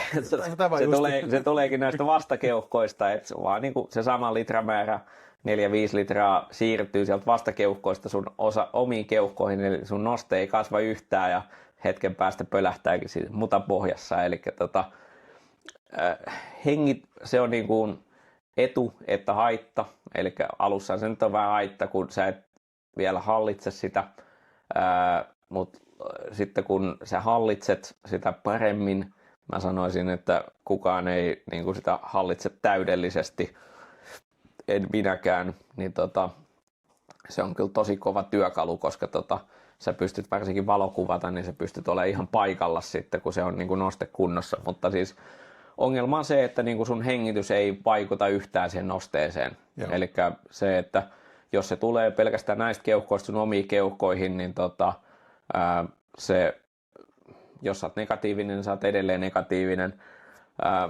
Se vaan tarvii sellaista tarkkuutta. Eli mun aina sellainen top tip kursseilla on, niin kuin, että pitäkää joku sellainen liikkumaton objekti jossain sellaisen, riippuen näkyvyydestä, niin sellaisen hyvän etäisyyden pääsette pystytte saada niin kuin visuaalisen referenssin. Että teille tulee sellainen niin kuin ajatus päähän, että liikuuko mä ylöspäin, liikuuko mä alaspäin vai onko mä paikallaan. Että pyrkikää siihen, että olette paikallaan. Että niin kuin OC:lla joskus, kun se lähdet niin kuin nousee, niin sitten vasta niin kuin tyhjennät keuhkot, niin sitten sä palaat siihen samaan. Mutta kun tässä se ei auta, ja jos sä odotat sinne, että sä niin kuin hokaat, että hei hetkinen, mä oonkin pikahissis pintaan, niin sitten se onkin vähän liian myöhäistä. Että se on niin kuin reaktiivista tasapainotusta vaatii tämä repe. Et se vaatii ehkä alussa enemmän työtä, mikä näkyy sit siitä, että me vedetään joku tollainen 2 kertaa tunti tai 2 kertaa 1,5 tuntia niin kuin koulutuspäivä vedessä, että niin kuin 3 tuntia sukelletaan, niin ihmiset on aivan loppu silleen, että vaikka me tehty mitään fyysistä, mutta kun on se 3 tuntia joutunut keskittyä siihen, että pysyisi jotenkin siinä, niin alussa se voi olla ehkä vähän sellaista niin kuin aikaa vievää ja vaatii keskittymistä, mutta se kasvaa sellaisia välähdyksinä, että mä aina kysyn, että oliko hyvä sukellus, ja sitten sanoin, että joo, oli ihan hyvä, että hetken aikaa tuntuu, että tasapainotus oli että hyvä, että jatka sitä, että niinku mieti, että mitä sä teit silloin, ja sitten niinku koita toistaa sitä, että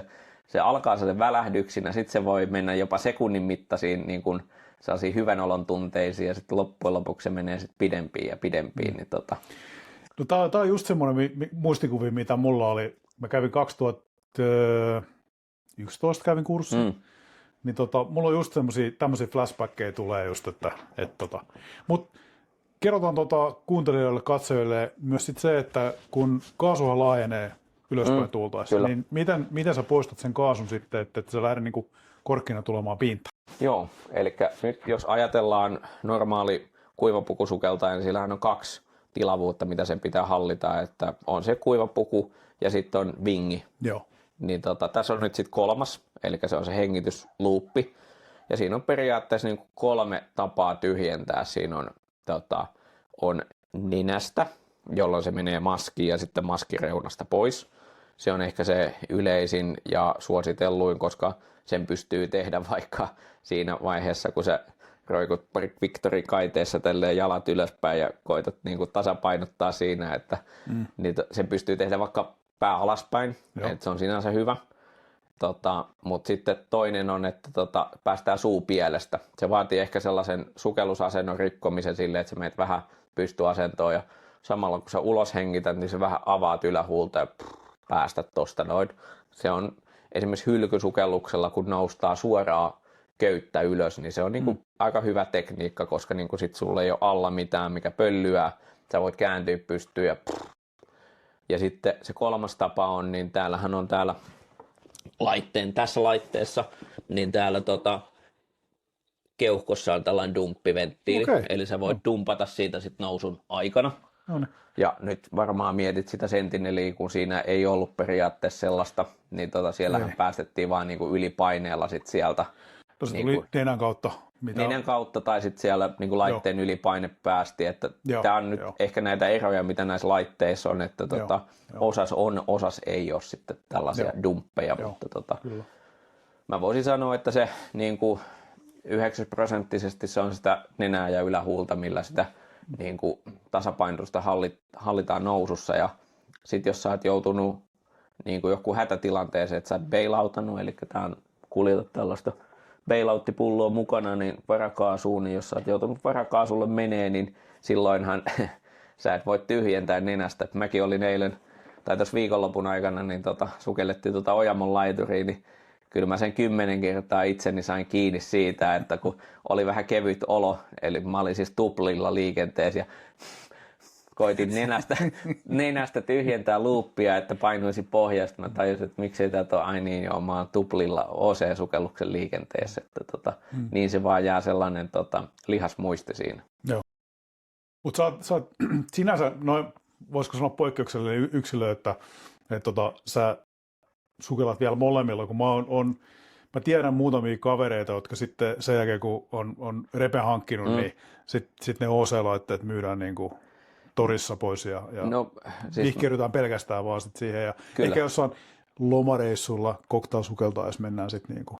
No se itse asiassa mä suosittelinkin niin, että koska niin kuin repesukeltaminen, vaikka se antaa tosi paljon enemmän, mutta se vaatii kyllä jonkin verran sitten myös enemmän, että sulla pysyy taidot kasassa ja ylipäätänsä, että saat ne taidot kasaan, niin se on oikeastaan mun vinkki siihen alkuun, että keskittykää pelkästään siihen, niin mulla on oikeastaan se, että kun mä tietysti jonkin verran koulutan vielä OC:lla, ja sitten niin kun mulle sukelluslaite on periaatteessa vähän niin kuin se per sukelluskohtainen, eli välillä se voi olla tällainen back mount rebe, joskus se voi olla side mount rebe, joskus se voi olla tällainen niin kuin pienempi side mount rebe, joskus se voi olla että esimerkiksi nyt me oltiin tuossa viime viikolla, niin oltiin Norjassa yhdessä tässä luolassa, niin meillä on siis tollaset sekä 3-litraset että 6,8-litraset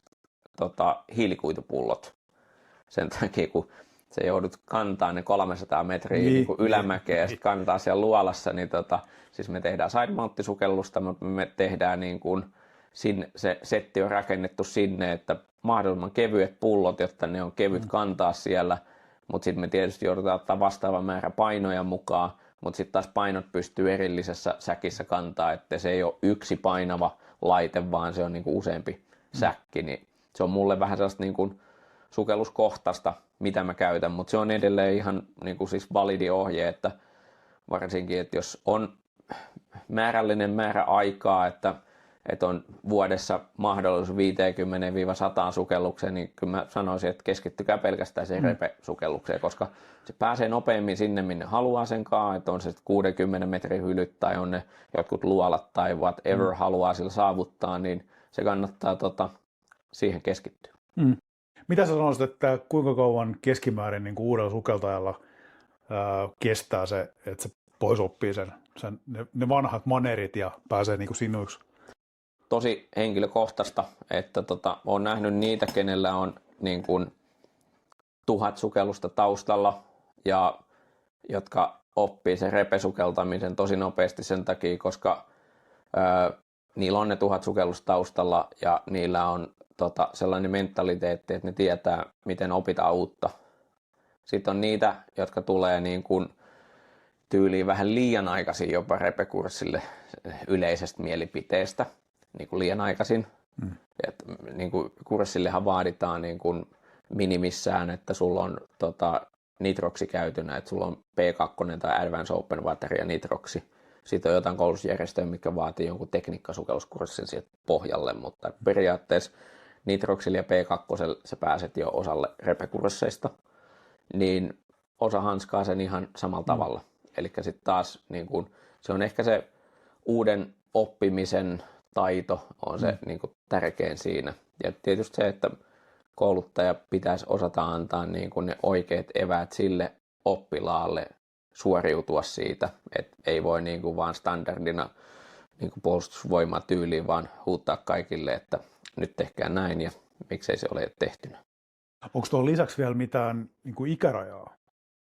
No siinä on tällainen 18 vuoden ikäraja ja sitten jos on nuorempi, niin sitten joku vanhempien suostumus. Mulla taitaa olla niin kuin, ei ole yhtä repekurssilaista, mitkä on ollut niin kuin alle, mutta sitten on jotain tekniikkasokelluskursseja, missä on niin kuin haettu sitten joku veiveri vanhemmilta, mutta 18 vuotta on se ikäraja.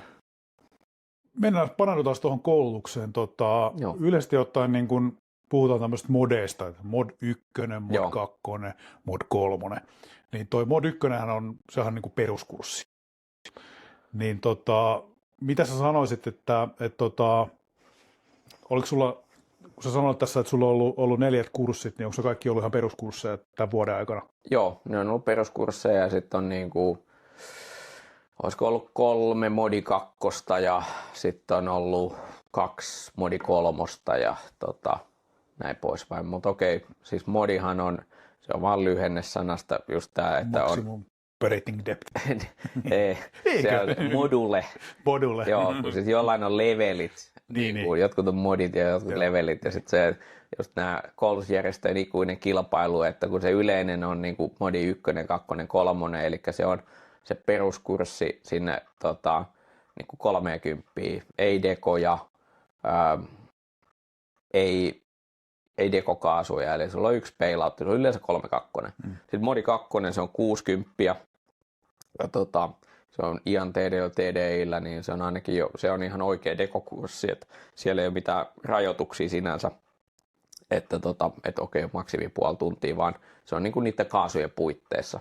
Että sellainen maksimi sukellus esimerkiksi sillä modi 2 voisi olla, että se on 3 tuntia, eli se on joko se on niin kuin 3 tuntia rebellä, tai sitten se voi olla niin kuin, 3 bailouttipullolla, että sulla on pohja bailoutti 50 ja happikin, 50 happi, niin että sulla on 3 tällaista isoa 11 litrasta ja nämä menee sillä sukellukselle, että näillä pystyy tehdä niin kuin, lähes 3 tunnin dekot siinä pois. Niin sellainen voi olla niin kuin maksimikurssi, mutta eihän se niin kuin, ei sun ole pakko viedä sitä sinne maksimiin, vaan yleensä modi 2 niin sukelletaan sinne 4-5 maksimi 60 hujakoille. Ollaan ehkä sellainen puoli tuntia pohjalla, jolloin sukellusaika muodostuu siitä 1,5 tunnista siihen 2 tuntiin. Se on niin kuin tyypillinen modi 2 sukellus.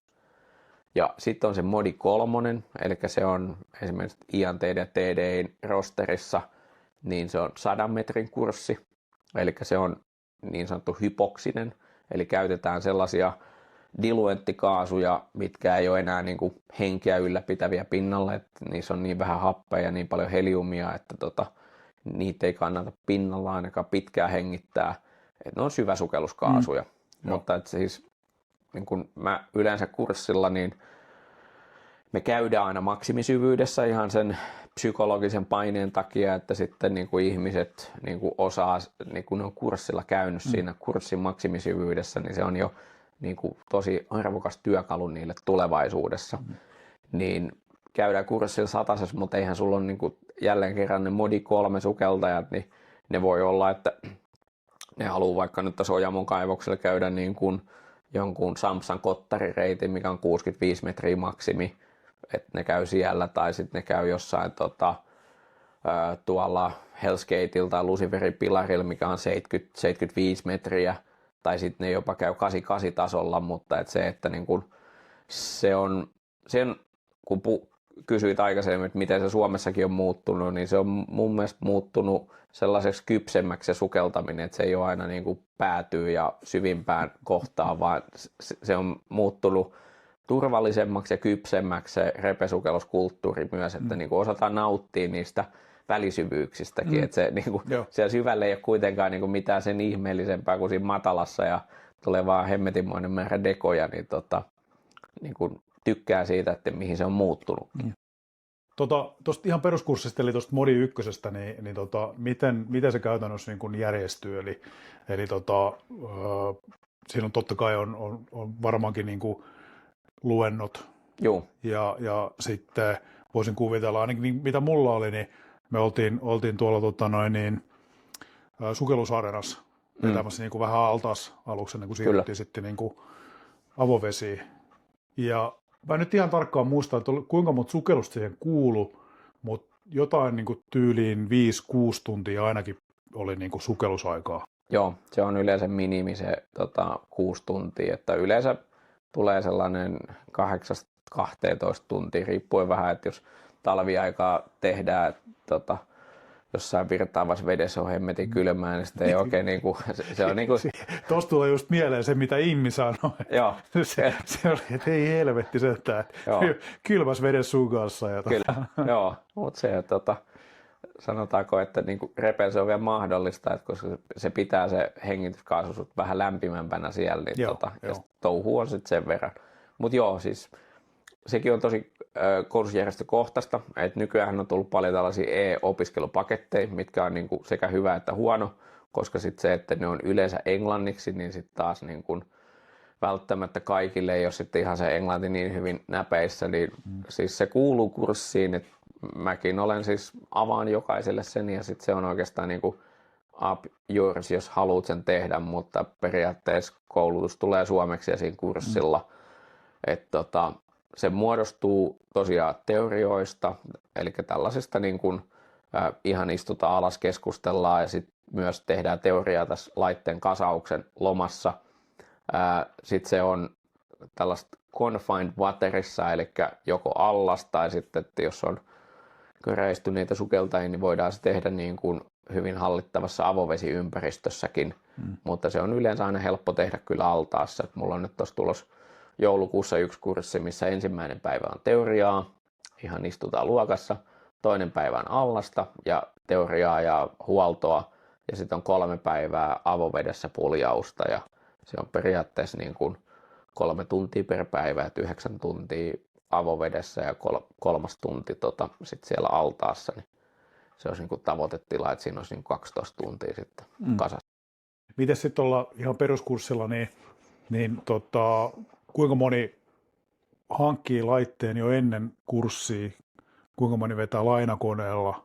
Suurin osa hankkii oman koneen, sitten on tehty jotain sellaisia, että niin kun ei ole tullut vielä tai ei ole löytynyt sopivaa, niin mulla on siis pari konetta itselläni, millä ollaan voida sitten niin kun aloittaa sitten lainakoneella, mutta suurin osa 90% varmaan niin omalla koneella. Että joko uudella tai käytetyllä, niin. Että niitä on sitten jonkin verran kuitenkin sitä aina käytettynä aina kiertää. Tuo onkin hyvä kysymys, mutta jutellaan tuosta vielä noista saatavuuksista, mutta sitten kun peruskurssi on suoritettu, niin sitten jossain vaiheessa alkaa kiinnostaa sitten se Modi 2, niin mitä vaatimuksia sitten siihen peruskurssiin sun vetämissä kurssituksissa on, että pitääkö siinä välissä olla joku tietty määrä niin kuin ajotunteja? Joo, siinä pitäisi olla 50 tuntia sukellusta, mutta ehkä merkityksellisempää on se, että miten hyvin se sukeltaminen ja ne Modi 1-kurssin asiat on hanskassa. On varmaan, se on vähän pienempi kuin se 50 tuntia on siinä stanussa, niin olisiko se 30 tuntia. On kouluttanut sellaisia niin kuin Modi 2, kenellä on ollut se 30 tuntia ja on mennyt hyvin, mutta sitten on taas kouluttanut sellaisia, kenellä on ollut 200 tuntia eikä ole mennyt niin hyvin. Eli se on tosi paljon siitä henkilöstä ja hänen niin kuin siitä oppimishalustaa kiinni, että kuinka paljon on panostanut siihen Modi 1-kurssin jälkeen. Se, että esimerkiksi jos mä aloitetaan Modi 2, niin tietysti olen tässä vuosien varrella oppinut aina kysymään oikeita kysymyksiä ja ohjata ihmisiä ehkä oikeaan suuntaan, mutta jos mä kysyn Modi 2-kurssin alussa, että kerrataan noin ykkösen harjoitukset, siellä on esimerkiksi bailoutti, että mites toi bailout sujuu, että koska olette viimeksi tehnyt. No silloin Modi 1 kurssilla silloin 2 vuotta sitten. Että niinku, te ette tee niitä tässä kurssilla miellyttääksenne minua, vaan teille itsellenne. Se on ehkä sellainen niin kuin hätätilanteessa hyvä osata taito, että suosittelen edelleen tehtävän niitä kurssin ulkopuolella. No mitä sä suosittelet, kuinka usein noita kannattaisi esimerkiksi just bailouttiin niin kuin treenata? No siis ainahan sulla on periaatteessa joka sukelluksen lopussa on silleen, että no mitäs tässä nyt vielä tekisi. Niin, hei, se on tosi low effort, että ei muuta kuin näyttää kaverille, että hei, katos mua, että näin tämä bailoutti onnistuu, että sitten voitte kilpailla siitä, että kummalla on small-tyyppi bailoutti. Niin. Juurikin näin.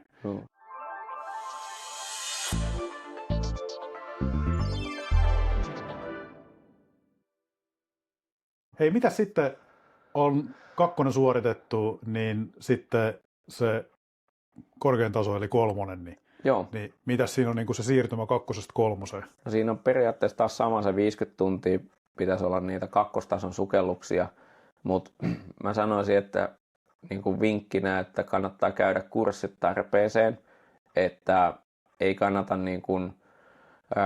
ei kannata harjoittelematta tulla kurssille ja eikä kannata tulla sen takia, että mä tulin nyt vaan katsoa, että olisiko tämä mun juttu, koska niin kuin Modi 3:kin, niin siinä alkaa niin kuin riskit ole aika isoja, koska sukelletaan niin syvälle ja pitää olla oikeasti niin kuin ymmärtää se konsepti ja sitoutua siihen, niin sitten jos vaan tulee viheltelee sinne ja nostelee housuja, niin ei se, niin kun, se on turvallisuusriski itselle ja muille. Ja on ollut sellaisia kursseja, missä niin kun on henkilö ihan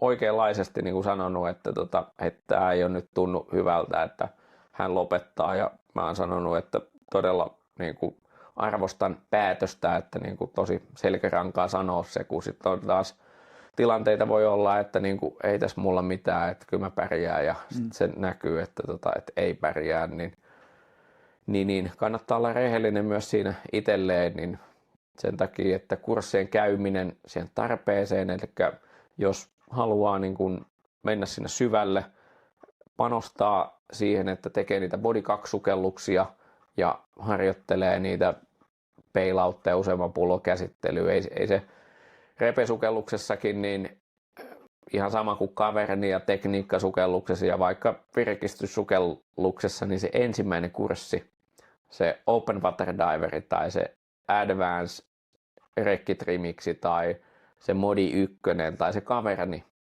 niin niistä tulee jo niinku 75% koko niinku skenen jutuista jo siinä. Että ne sitten niinku ne lisäkurssit vaan lisää jotain juttuja tai harjoitellaan vähän pidemmälle, mutta ne pitää ne perustaidot olla niin kuin hallussa, jotta voi taas sille seuraavalle tasolle hypätä.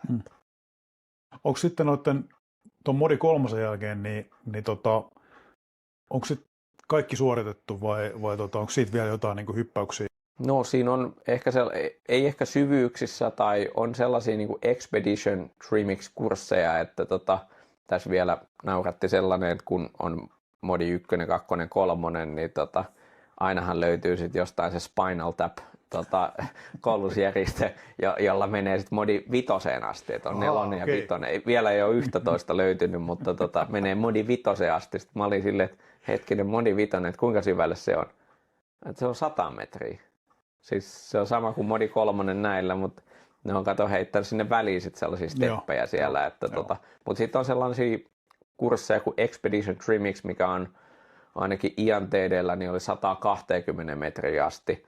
Et se on ehkä enemmän sellaista, niin kuin nimi sanoo, että expedition touhua, eli sä teet jonkun, käydään läpi, miten hapitaatti rakennetaan, miten tehdään pidempiä happibreikkejä ja tällaisia juttuja. Et se on yleensä jonkun projektin kylkiäisenä tehdään sitten tällainen expedition trimiksi. Mä tiedän muutaman Suomesta, jotka on ulkomailla käynyt sellaisen tekemässä. Mitäs sitten esimerkiksi mopokurssi DPV? Joo, no tässä on niin kuin, luolakurssi, eli joko kaivos tai luola, niin ne on repe-spesifejä. Eli jos sulla nyt sattuu olemaan luolakurssi OC-puolelta, niin sä voit tehdä lyhyemmän crossarikurssin saadaksesi sitten sen CCR Cave-pahvit esimerkiksi. Joo. Mutta mopolla, niin jos sulla on DPV luolakurssi käytynä, niin ei ole erikseen DPV repe luolakurssia. Eli se on vähän niin kuin, no en mäkään näe, että se pitäisi olla mikään niin kuin erillinen kurssi. Se on ehkä kuulostaa vähän niin kuin laihalta se sisältö, mutta se on kyllä sitäkin tärkeämpi se, että koska kaasulogistiikka on ihan erilainen niin kuin repellä ja OC:lla, luolassa, mopolla. Mutta se on tällä hetkellä se, että on vain yksi luola-mopokurssi. Joo. Mitäs sitten, hei, kun sä pidät noit koulutuksia, niin tuo Modi 1 on aika helppo, 30 metriä asti. Joo. Pitää oikeastaan ihan missä vaan, koska sitten löytyy sitä syvyyttä. Sitten 2, se oli 60 metriä. 60. Mutta sitten Modi 3 sataseen, niin mistä löytyy syvyyksiä?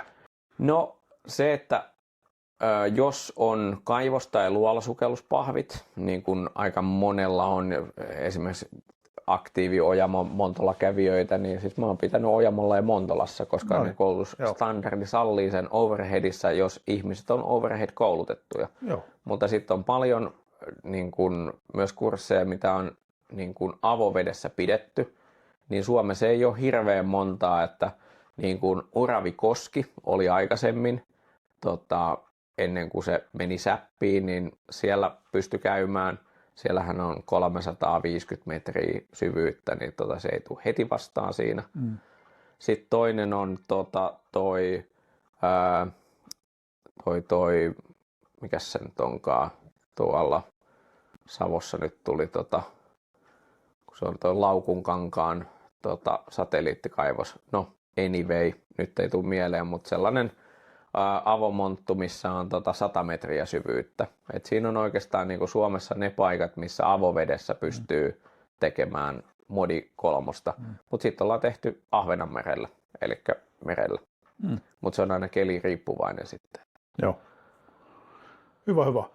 Hei, mennään seuraavaksi tuohon turvallisuuteen. Joo. Sä mainitsit tuossa hypoksian ja mainitsitko mahdollisesti myös hyperoksian, niin kerropa meille, mitä nämä 2 asiaa on. Joo, tai no 3 itse asiassa. Okay. 3 tällaista isoa hoolla alkavaa vaaraa vaanii repesukeltajaa, eli jos sä niin kun ajattelet, sä oot OC-sukeltaja, että sä laitat niin kun sukelluspulloon jotain kaasua ja pitäydyt sen modi rajassa, niin sua ei uhkaa happimyrkytys, sua ei uhkaa alihappinen tilanne, eikä sua uhkaa hiilidioksidi, jos et sen ole sattunut täyttämään sun pulloja jonkun palavan rengaskasan vieressä, niin sä oot turvas kaikilta näiltä 3. Mutta se yksi niistä hyperoksia, eli happimyrkytys, niin se on periaatteessa vaan niin aina 10 metrin jälkeen, että jos tähän laitteen elektroniikkaan tulee joku vika, että se alkaa syöttää liikaa sinne happea tai sä painat vahingossa liikaa sinne happea, jostain syystä siellä on liikaa happea, niin sä voit teoriassa ja käytännössä saada happimyrkytyksen 10 metrin jälkeen, koska hapen osapaine on yli 2,0. Eli se on yksi sellainen repesukeltajaa vaaniva vaara. Sitten on sen vastakohta, eli hypoksia, eli alihappinen tilanne. Eli sulla loppuu happipullosta happi tai venttiili on kiinni tai elektroniikkaa tulee joku murhe ja sä et valvo sitä. Ja sä ajaudut ja se on pitkä prosessi. Se on niin kuin yli 10 minuuttia, se voi olla 20 minuuttia, että sä et ole kattonut sitä, mutta se alkaa menee vähän se darwinismin puolelle, että jos et sä ole katsonut sitä, kun sun täytyisi katsoa minuutin välein, niin sä voit ajautua sellaiseen tilanteeseen, että sä oot käyttänyt sieltä hapen ja teoriassa vaan lamput sammuu. Se on erittäin vaarallinen tilanne, mutta se on erittäin helposti estettävissä, kun sä kurkkaat sitä sun handsettiä minuutin välein. Eli tää on näitä repesukelluksen ja tekniikkasukelluksen ykkösteesejä, tiedä mitä hengität. Niin tässä se on tehty tosi helpoksi. Että sä vaan katsot siitä, että mitäs sori mä keskeytyn, mutta on myös tämmöinen niin kuin HUD, eli Head Up Display, eli sullakin on niin kuin Kyllä. tuossa loopissa nenän edessä tai silmien edessä on LED-valoja, jotka indikoi siitä, että... Joo, sanotaanko, että ei se niin kuin, repeissä on erilaisia, eli niin kuin, tässä on tosiaan niin kuin, handsetti on tuossa niin kuin ranteessa ja siinä on vielä tärinäominaisuus ja sitten on hoodie tässä silmäkulmassa, että et se niin kuin, eroon niistä pääse, mutta sitten on tilanteita, joissa sukeltajalla on niin tunnelinäkö, että vaikka siihen tulisi niin kuin Ville Karvanen siihen sukelluksella eteen, että hei, että nyt sulla on iso mies. Niin, ei vaan niin kuin kellot soi, että että kyllä se kaikkein tärkein turvavaruste niin on täällä näin, että sä niin kuin tiedät, ymmärrät riittävän ajoissa, reagoit siihen. Mutta joo, oot ihan oikeassa, että näistä hyperoksiasta ja hypoksiasta, niin se tietokone kyllä varoittaa. Ja sitten se kolmas, hyperkapnia, eli se on se hiilidioksidimyrkytys, eli se johtuu, no tämä on tällainen unpopular opinion, mutta se johtuu 80-90% väärästä hengityksestä, eli laitteeseen ei ole mitään vikaa, vaan se, että käyttäjä käyttää sitä väärin.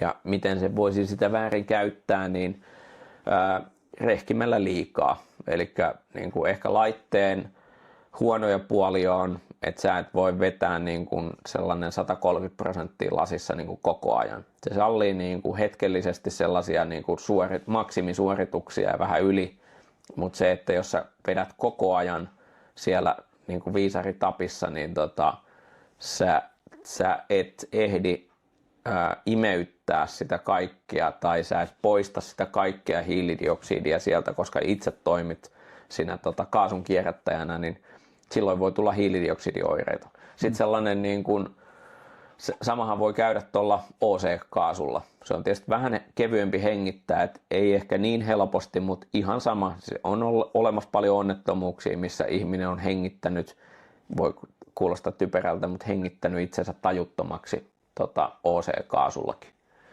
Mutta sitten on sellainen repen lisätty riski on tämä skrupperi, että jos se feilaa se skrupperi, niin silloin voi myös käydä silleen, että sitä hiilidioksidia pääsee siihen kiertoon ja se hiilidioksiditaso nousee ja sen oireethan on sitten tällainen niin kuin, vähän niin kuin huono olo, että sulla alkaa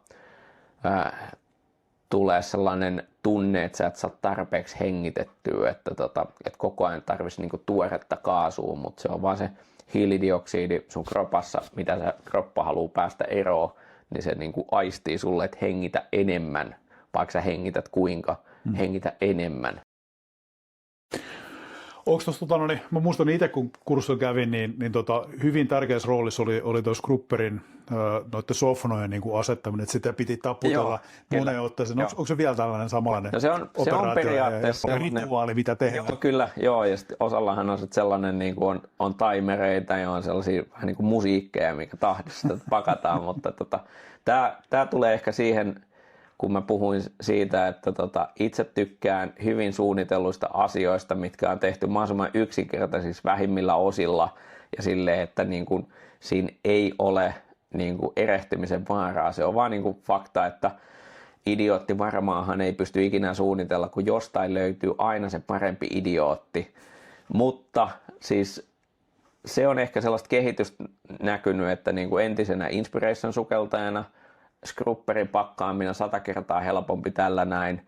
Myös Sentinel-sukeltajana, niin mulla on 10 kertaa enemmän luottoa tuohon skrupperiin kuin siihen Sentinelin skrupperiin, niin nämä nyt on ehkä sellaisia niin kuin yksityiskohtia, mutta yksityiskohdat tekevät sen kokonaisuuden, niin mä siis vastauksena kysymykseen, että on se edelleen sellaista, mutta se voi olla myös paremminkin.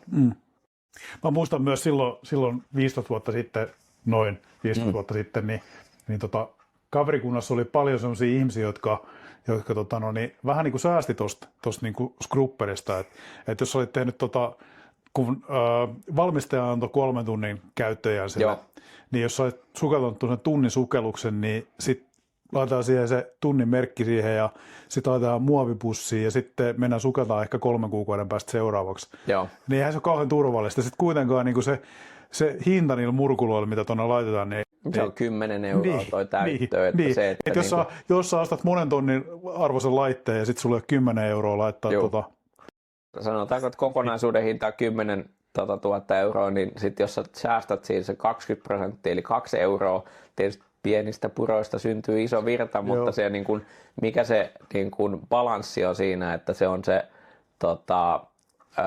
turvallisuus versus rahansäästö, niin se on ehkä liian pieni rahansäästö, että uhraisi turvallisuuden siihen. Joo. Sitten sä sanoit myös tuosta self-failuresta, eli noista, että saattaa happiselli niin kuin kuoleentuu. Onko sulla koskaan itse tapahtunut niin kuin kesken sukelluksen niin, että 3-1 näyttää jotain ihan omia? On, mutta niin kuin, yhä harvemmissa määrin tai ei juurikaan nykypäivänä. Tämä on ehkä nyt sellainen niin kuin positiivinen suuntaus siinä, että tekniikka kehittyy, kaikki tulee luotettavammaksi. Et tietysti, niin kuin jos verrataan nyt niin kuin avoimen kierrojärjestelmään, niin tässä on kaikki samaton vingit ja on selkälevyt ja on regulaattoreita ja on letkuja ja painemittareita. Tässä on ne kaikki samat, mutta sen lisäksi niin tässä on sellainen toi hiilidioksidisuodatus, mikä täytyisi toimia. Sitten tässä on 3 happisensoria, jotka täytyisi toimia. Siinä on 1 solenoidi, siellä on 2 tietokonetta, sitten siellä on se hoodie, siellä on se handset. Siinä on niinku tosi paljon enemmän komponentteja, mitkä voi mennä niinku vikaan ja viottua, niin sitä kautta niin paljon monimutkaisempi, mutta se, että ne on koko ajan tullut luotettavammiksi, myös ne sensorit.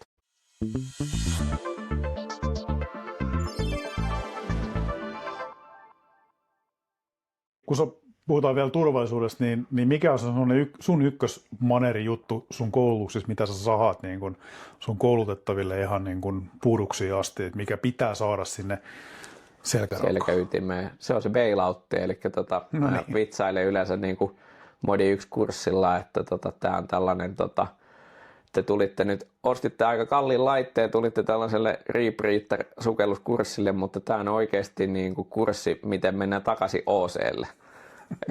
Mutta se pelastaa, se on niin kuin Modi 1, 2, 3, CSR Cave, kaikki tasot mukaan luettuna, se on tärkein niin kuin taito, niin kuin riittävän ajoissa siirtyä turvalliselle kaasulle ja sitten sä voit niin kuin miettiä, että okei, mikäs tässä menikään vikaa. Et liian monta onnettomuutta on silleen, että se sukeltaja vaan niin kuin painii niiden ongelmien kanssa siinä loopissa, niin, ja loppujen lopuksi sitten tapahtuu jotain niin kuin fataalia siinä, että niin kuin se bailauttaamisen taito on se ykkösasia. Kyllä. Niin kuin taidoista. Ei, mainitsit myös siitä, että noit laitteet on käytettynä markkinoilla, niin mikä se tilanne oikeastaan on, että jos tuo nyt niin kuin kuuntelijakunnassa tai katselijakunnassa on joku, joka miettii, niin mistä lähtisi niin kuin käytännössä niin kuin metsästä? Onko se niin kuin kaikista järkevin on niin kuin ottaa suhun yhteyttä, jos nyt ajattelee, että sä hankit laitteen, sä käyt kurssin, niin sun kautta? No mä vetäisin sen verran etäisyyttä vielä tähän näin, että niin kun, koska tämä ei ole tämän laitteen myyntitilaisuus, että niin kuin voisi sanoa näin, että jos miettii repesukeltamista, niin kannattaa vähän niin kuin miettiä sitä, että minkälaista porukkaa, minkälaisen laitteen sukeltaa siinä ympäristössä, koska siinä on aina etuja, että jos ne sukeltaa samoin laitteilla, niin sun ei tarvitse olla se, joka niin kuin yksin pähkii siellä illalla niitä ongelmia, vaan sä voit kilauttaa kaverille ja kysyä, että hei, mulla on tällainen vika tuli tähän näin, että onko sulla varaosia tai onko sulla näin. Ja sitten mä suosittelisin aina käydä sukeltamassa kaikki laitteet ja jutella niiden kouluttajien kanssa siitä, koska niin kuin voi olla, että joku tuntuukin itselleen tosi mieluisalta.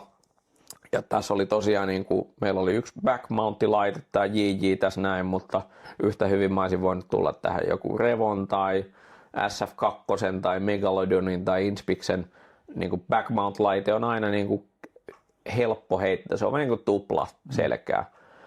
Sitten meillä oli toi Libertyn side-mount-repe, niitä paljon ihmiset arvostaa, ketkä side mountti sukeltaa, koska se on niin kuin saman tekniikan jatkamista, mutta vaan repe käyttöön. Ja sitten oli toi Sidewinderi, mikä on sitten taas niin kuin ehkä pienempiin luoliin kehitetty laite. On tosi sellainen niin kuin streamline sukeltaa, että niin kuin side mount-laitteiden back mountti on ilman muuta se, että kuinka jouhea silloin mennä, koska se sun profiili on paljon pienempi siinä. Mutta siis jos miettii repesukelluksen aloittamista, niin kannattaa vähän skautata, että mitä on ympärillä, jutella kouluttajien kanssa, koittaa saada kaikista niistä laitteista, mitkä kiinnostaa, niin jonkinnäköisiä introja aikaan ja sitten oikeastaan sen jälkeen niin kuin alkaa sitten niin kuin budjetin rajoissa etsimään sitä, että mikä se oma laite olisi. Ja nyt se, että niin kuin JJ:tä, Libertyä tai Sidewinderia, niin niitä löytyy siis jonkin verran kaupan käytettynä, että joku skubatori voi olla hyvä niin kuin paikka, vaikka halutaan ostaa myyntiin tai tällainen halutaan ostaa ilman. Mutta sun vinkki on ehdottomasti aina, että ei nyt lähde ihan niin kuin skubatorit etsimään, vaan ekaksi niin kuin ottaa asioista selvää, just näin. Kyselee just kouluttajalta ja sitten vasta paneutuu siihen hankintapuoleen. Just näin. Hyvä. Mitä sä sanoisit, niin montaks kouluttajaa, sä kuitenkin tunnet skeneen paljon, niin montaks kouluttajaa Suomessa suurin piirtein on? Että... Suomessa on varmaan tällä hetkellä niin kuin aktiivisia niin kuin ainakin 4 kappaletta, että muun lisäksi niin JJ:tä kouluttaa Lammin Pasi ja Ben Reivenants, kun hän on Suomessa.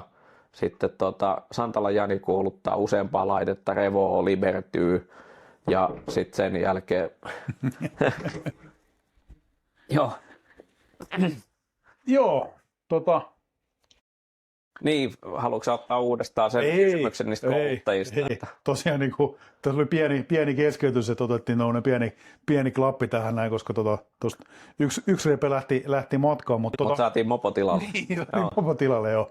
Hei, niin, mitä sä sanoisit niin kuin, sit muuten, että kun ja jos tuolla on kuuntelijakunnassa, katselijakunnassa on henkilöt, jotka miettii repepolkuun, niin mikä olisi sun ikään kuin terveiset näille henkilöille? No, voisin sanoa, että se repesukeltaminen, niin se on kyllä tosi niin kuin silmiä avaavaa. Et itselle, niin kuin mä taisin siinä omassa esittelyjaksossa sanoa, että niin kuin yksi yksittäinen laite, mikä on mulle niin kuin mahdollistanut eniten, niin on just se repe, että sillä niin kuin, ainahan sä voit lähteä sukeltaa maailmalle ja tekee projekteja OC:lla, mutta sitten sulla on aina se rajoitus, että niin kuin minkälaisia sukelluksia sä pystyt tehdä siellä.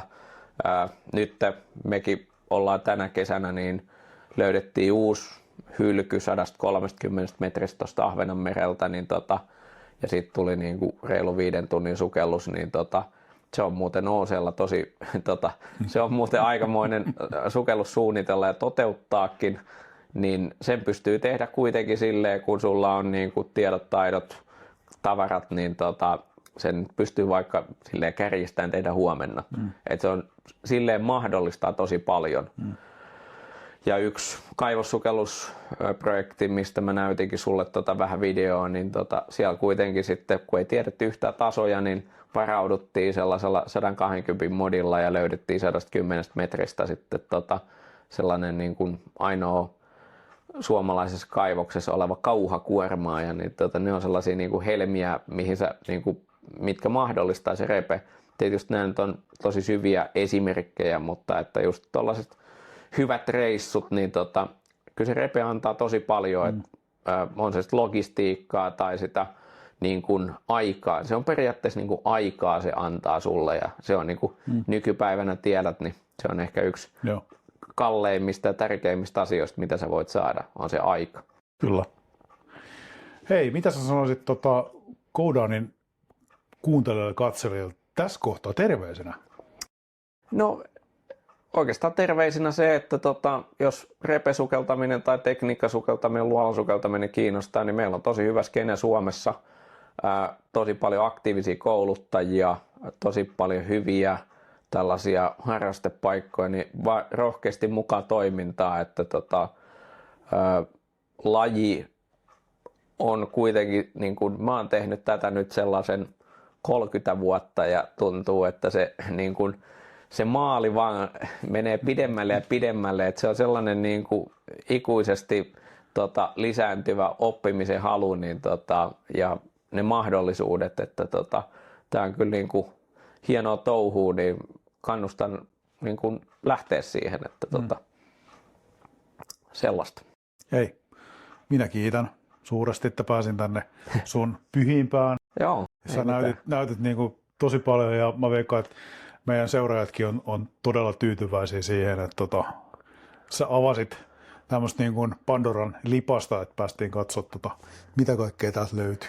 Kyllä, ja jos tulee niin kuin jatkossa sitten jotain, mä niin kuin paljon kuunnellut sun podcastia ja sitten on niin kuin miettinyt, että tämä olisi, niin kuin, olisi kiva tehdä niin kuin tälleen face to face tätä jaksoa, koska silloin on aina niin kuin parempi kommunikaatio, että ei ole niin paljon tekniikkamurheitakaan.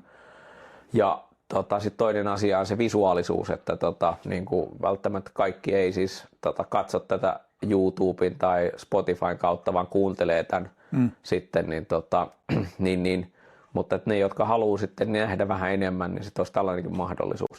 Kyllä. Ja hei, sä lupasit tuossa noin, että tehdään jakso Ojamolla. Joo, ilman muuta katsotaan sellainen paikka, että niin kuin, haluatko tulla talvella sinne värisemään vai että haluatko tulla kesällä. Mutta mä luulen, että se on aika eksoottista on varmaankin toi talvisukeltaminen. Siellä on paremmat näkkärit ja nyt kun teillä on fasiliteetit kunnossa ja siellä on uusi laiturikin, niin mä luulen, että mä nostan sen talvikortin. Joo, ei mitään ilman muuta. Niin tuossa just kun tietysti itse kun ollaan siellä Loitsikan huppu niin syvällä päässä, niin ei sitä niinku tajuukaan, että niinku kuinka hieno paikka, mutta meillä on alkanut käydä tosi paljon niinku avovesisukeltajia siellä. Ja sitten niinku siinä, kun ne sukelluksen jälkeen siinä parkkipaikalla juo lämmintä kaakaoa, niin siinä kun ne kesken, mäkin saatoin kuulemaan siitä, että niinku, me lähdepä sitten työpäivän jälkeen keskellä viikkoa joku Isomelkuttimelle tai Porkkalan niemeen, niin siellä vesisateessa pimeässä joudut sitten autoa pakataan havuja puoli kiloa takakontissa, kun tuossa pystyt kuitenkin niin kuin lämpimissä sisätiloissa, hyvässä valaistuksessa niin kuin pukeutumaan ja jopa tekee dekotkin hyvässä valaistuksessa, niin se on vaan niin kuin, se mahdollistaa sen harrastuksen niin kuin ympäri vuoden, niin se on se meidän jujukin siinä, että koitetaan tehdä mahdollisimman helpoksi harrastaminen, niin oot tervetullut talvella myös. Yes. Kiitos. Kiitos.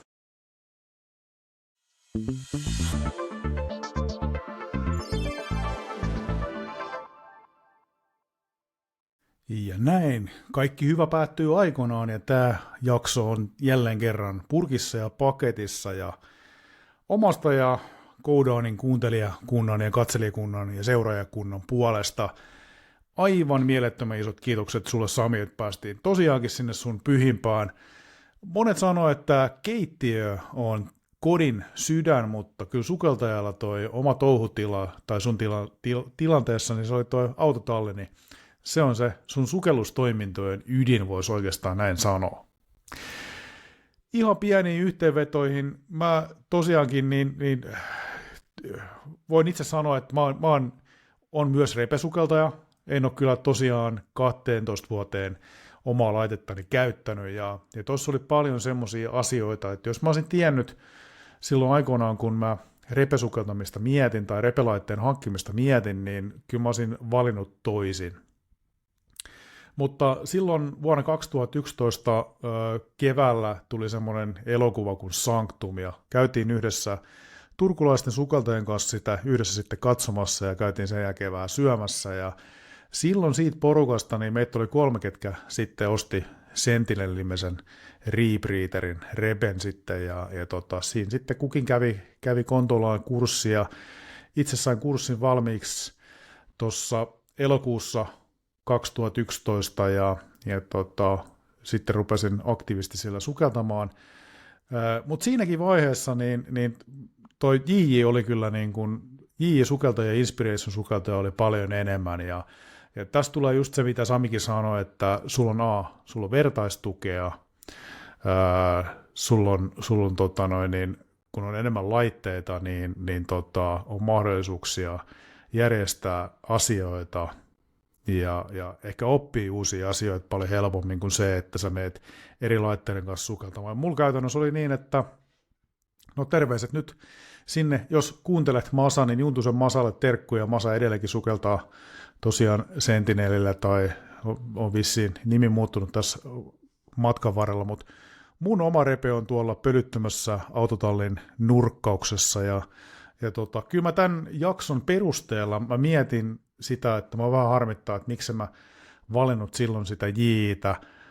Se oli hiukan kalliimpi, mutta niin kuin voisin kuvitella, että tälläkin hetkellä sukeltaisin ehkä enemmän Rebreaterilla kuin OC-kamoilla. Mutta en mä poissulje hei sitä. Vielä tässä on monia sukellusvuosia edessä, niin katsellaan, että miten se lähtisi menemään. Ja mä toivon todellakin teille, jotka tätä jaksoa katsoitte, kuuntelitte, seurasitte, niin varmasti toivottavasti avasi uuden näköisiä ajatuksia. Ja etenkin kun tässä on nyt toista vuotta jo Go Down podcastia vedetty, niin teille kuuntelijoille, jotka olette vähän enemmän olleet tietämättömiä, että kun monta kertaa on mainittu sana rebe, niin nyt ainakin tiedätte, että mistä on kyse, kun puhutaan tästä niin sanotusta helvetin laitteesta. Tai niin kuin eräs ystäväni mainitsee, että se on tuommoinen niin kuin jetpack, eli tämmöinen niin kuin suihkumoottorireppu selässä, vaikka se ei nyt mitään suihkumoottoreita olekaan. Ja sitten seuraavaan aiheeseen. Eli kun mä tuossa Samin luona olin ja pistin tallennuksen pois päältä, niin mainitsin Samille, että tämä oli tämän vuoden osalta tässä. Ja tosiaankin niin Go Down podcasti lähtee toivottavasti, tai ainakin mun mielestä hyvin ansaitulle joululomalle ja loppuvuoden lomalle, ja palataan sitten tammi-helmikuussa uusin jaksoin, uusin aiheen.